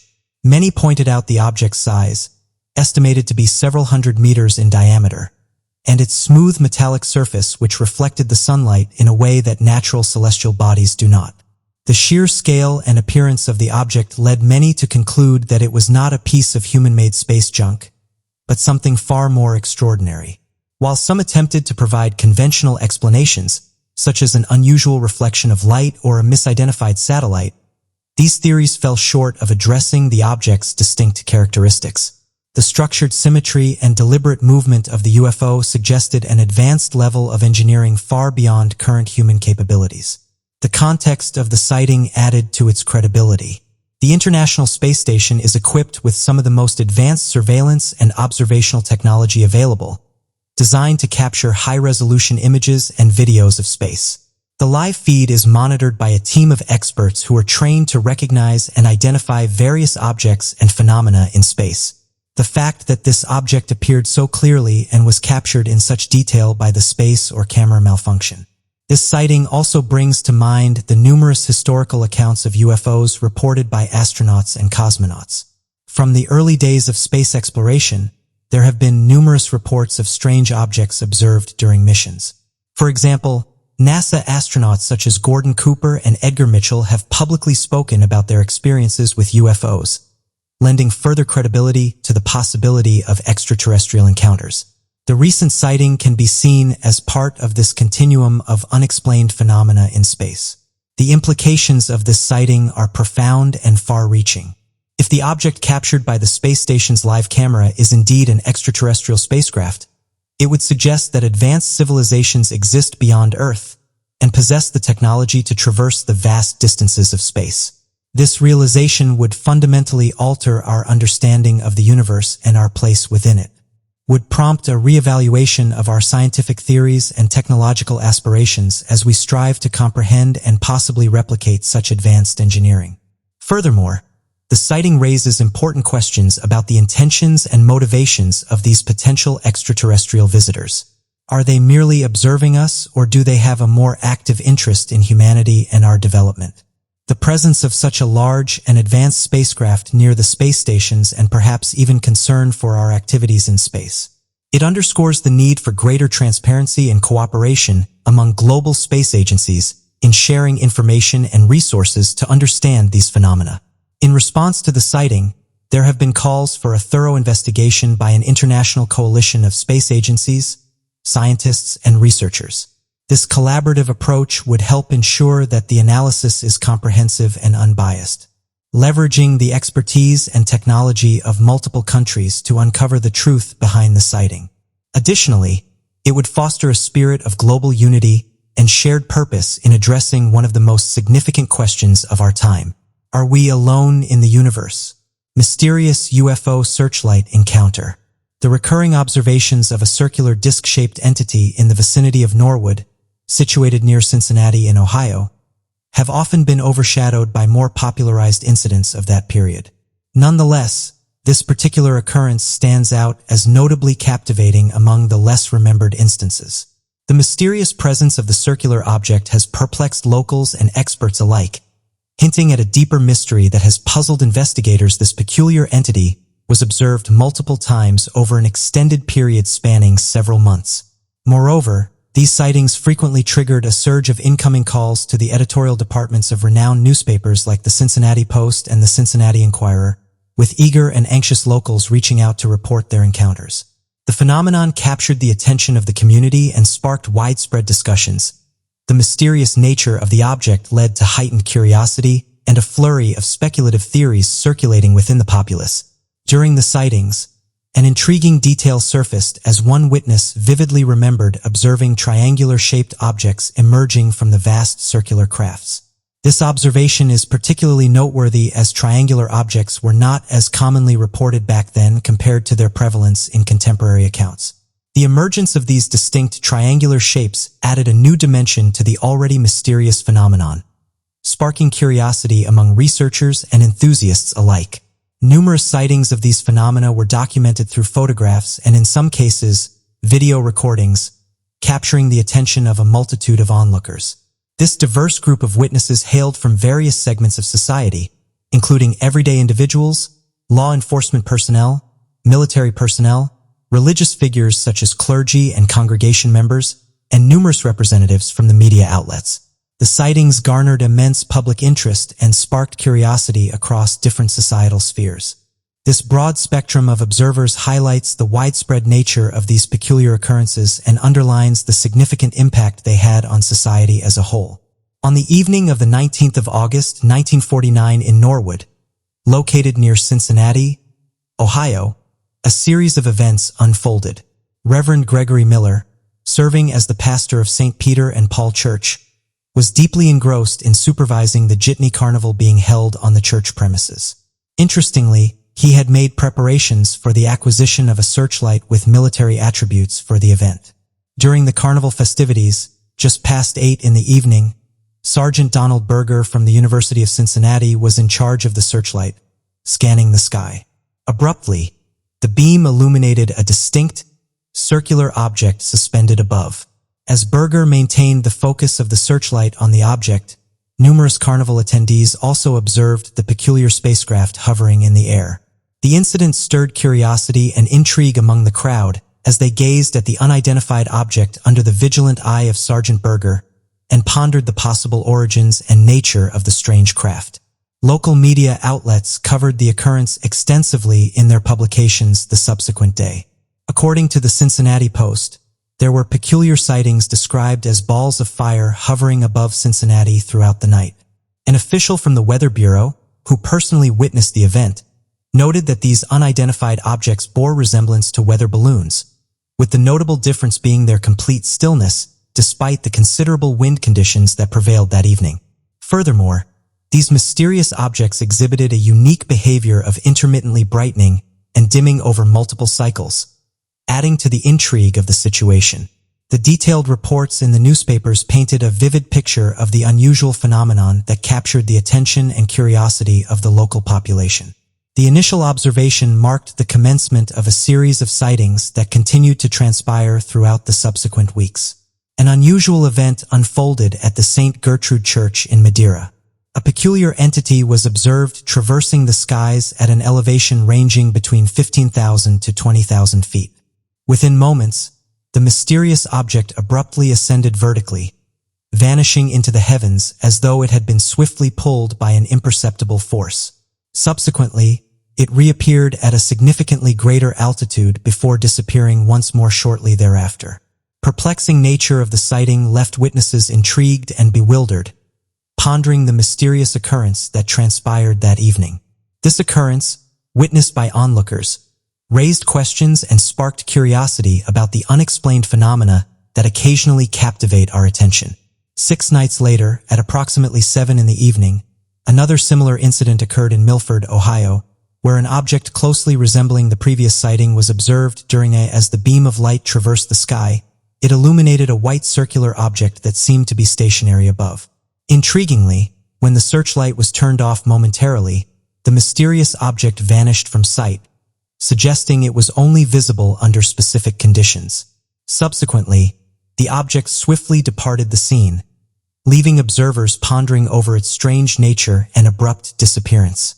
This occurrence added another perplexing layer to the series of events, deepening the mystery surrounding the unidentified flying object sightings in the area. On the eventful evening of October 23rd, an exceptionally detailed and captivating sighting unfolded once again at the St. Peter and Paul Church in Norwood. Reverend Miller found himself in the company of a diverse group of individuals, among them the esteemed managing editor of the Cincinnati Post, Robert Lynn, accompanied by the presence of a dedicated Post reporter, Leo Hurt, and accomplished businessman William Winkler. The scene was imbued with a sense of curiosity and intrigue as these notable figures bore witness to an event that would etch itself into their memories. The unidentified object made its initial appearance at approximately 7 in the evening and remained consistently visible thereafter. Miller reported the sighting to Wright-Patterson Air Force Base, where an intelligence officer. The sighting of this object prompted swift action and thorough documentation by the military personnel involved. At approximately 10 in the evening, the observation of unidentified flying objects became increasingly intriguing. Onlookers were astonished as multiple triangular-shaped entities emerged from a larger disc-shaped craft. These entities seemed to depart the main object by traversing a peculiar beam before veering off its course. One observer vividly likened these peculiar objects to the pointed tip of an arrowhead. The event unfolded with an air of mystique and bewilderment, capturing the attention and curiosity of those present. During an extensive period lasting approximately 30 minutes, they persistently circled the sky before eventually, it is assumed, rejoining the primary entity. More than 50 individuals were present during the occurrences that night, and the profoundly peculiar circumstances surrounding the incident, not everyone was easily persuaded that something out of the ordinary had occurred. The skepticism persisted, even in the face of overwhelming evidence. In an article featured in the Cincinnati Post, Dr. Wells, an esteemed physics professor at the University of Cincinnati, boldly refuted the extraordinary claims by attributing the sighting to a mere optical illusion, introducing a scientific rationale that challenged the prevailing belief in the supernatural. Leo Hurtle, a columnist for the Cincinnati Post, made astonishing assertions claiming that the seemingly small objects observed by people were simply geese. In response, Miller vehemently argued that geese seldom possess tail lights. This conversation between Hurdle and Miller sparked a debate regarding the nature of these mysterious objects. Intriguingly, while a significant number of individuals present during the unfolding of the sighting remained skeptical, there were subsequent sightings that added to the mystery. Notably, on the evening following the initial event, another sighting occurred at the same spot. Among the witnesses, Ed Teep, the mayor of Norwood, provided a detailed account, emphasizing that the object in question appeared substantial and even mentioned the presence of ridges on its surface. This series of events not only raised doubts among some observers, but also sparked curiosity and speculation within the community. Teep's clear description of the object being perceived as a tangible entity with distinct features added layers of complexity to the unfolding narrative, prompting further discussion and analysis. On the evening of the 19th of November in Norwood, Miller found himself once again gazing up at the vast expanse of the sky, diligently scanning with the searchlight. It was a little past 7 in the evening when his eyes locked onto the familiar circular object hovering above. Intriguingly, after a brief period, the object abruptly vanished as though someone had flicked a switch, leaving Miller and the other witnesses bewildered. To their surprise, within a minute or so, the mysterious object reappeared, this time positioned significantly higher in the sky, defying logic. Astonishingly, it lingered in its new location for several hours, including the notable William Winkler solidifying the mysterious nature of the sighting. On the evening of December 20th, approximately a month later, another observation took place in Norwood. It was slightly past 8 when Miller activated the searchlight and promptly aimed it at the stationary aircraft in the sky. Initially, the object seemed quite distant, but as the night progressed, it gradually grew larger in the sky before vanishing a little past 10. This event sparked intrigue and speculation as witnesses pondered the nature of the mysterious craft and its sudden appearance. As the searchlight illuminated the surrounding area, revealing intricate details of the hovering object, onlookers couldn't help but marvel at the surreal sight unfolding before them. The sighting of the unidentified flying object left a lasting impression on those present, prompting discussions and theories about the possible origins or purposes of the mysterious. In the initial weeks of 1950, another sighting was reported in Norwood on the night of January 11th. Once again, Miller activated the searchlight at 7:30 and commenced scanning the skies. However, it took him about 15 minutes to spot the familiar object hovering above. It remained clearly visible for an additional 15 minutes before slightly dimming, though still observable. Adding to the intrigue throughout the evening, multiple observers witnessed what they described as smaller objects moving across the sky, especially as they intersected with the searchlight's beam. This series of events raised curiosity and speculation about the nature and origin of these aerial phenomena. The reports from that night triggered discussions and further investigations into the mysterious sightings that captured the attention of both local residents and experts in the field. The sequence of events on that particular evening sparked a flurry of theories and conjectures, leading to a deeper exploration of the phenomenon and its possible implications. Following a period of calm, there was a resurgence of UFO sightings after several weeks, when a new incident was documented in Norwood at approximately 8 in the evening on March 9th. The observer, Miller, quickly identified an unidentified object as he scanned the skies with a searchlight. This object remained stationary for about 45 minutes, before two smaller objects emerged directly from it. As these smaller crafts detached, the main disc-shaped craft seemed to move away momentarily but later returned to its original position, lingering in the sky until around 10 in the evening. Interestingly, none of the witnesses mentioned seeing the two smaller objects reappear, adding a mysterious element to the sighting. This event not only intrigued the witnesses but also left them baffled by the strange, unexplained phenomenon that played out before their eyes, deepening the mystery surrounding the unidentified aerial craft encounter in Norwood. Upon the subsequent evening, Miller managed to capture sight of the unidentified object yet again, this time occurring at approximately 7 in the evening.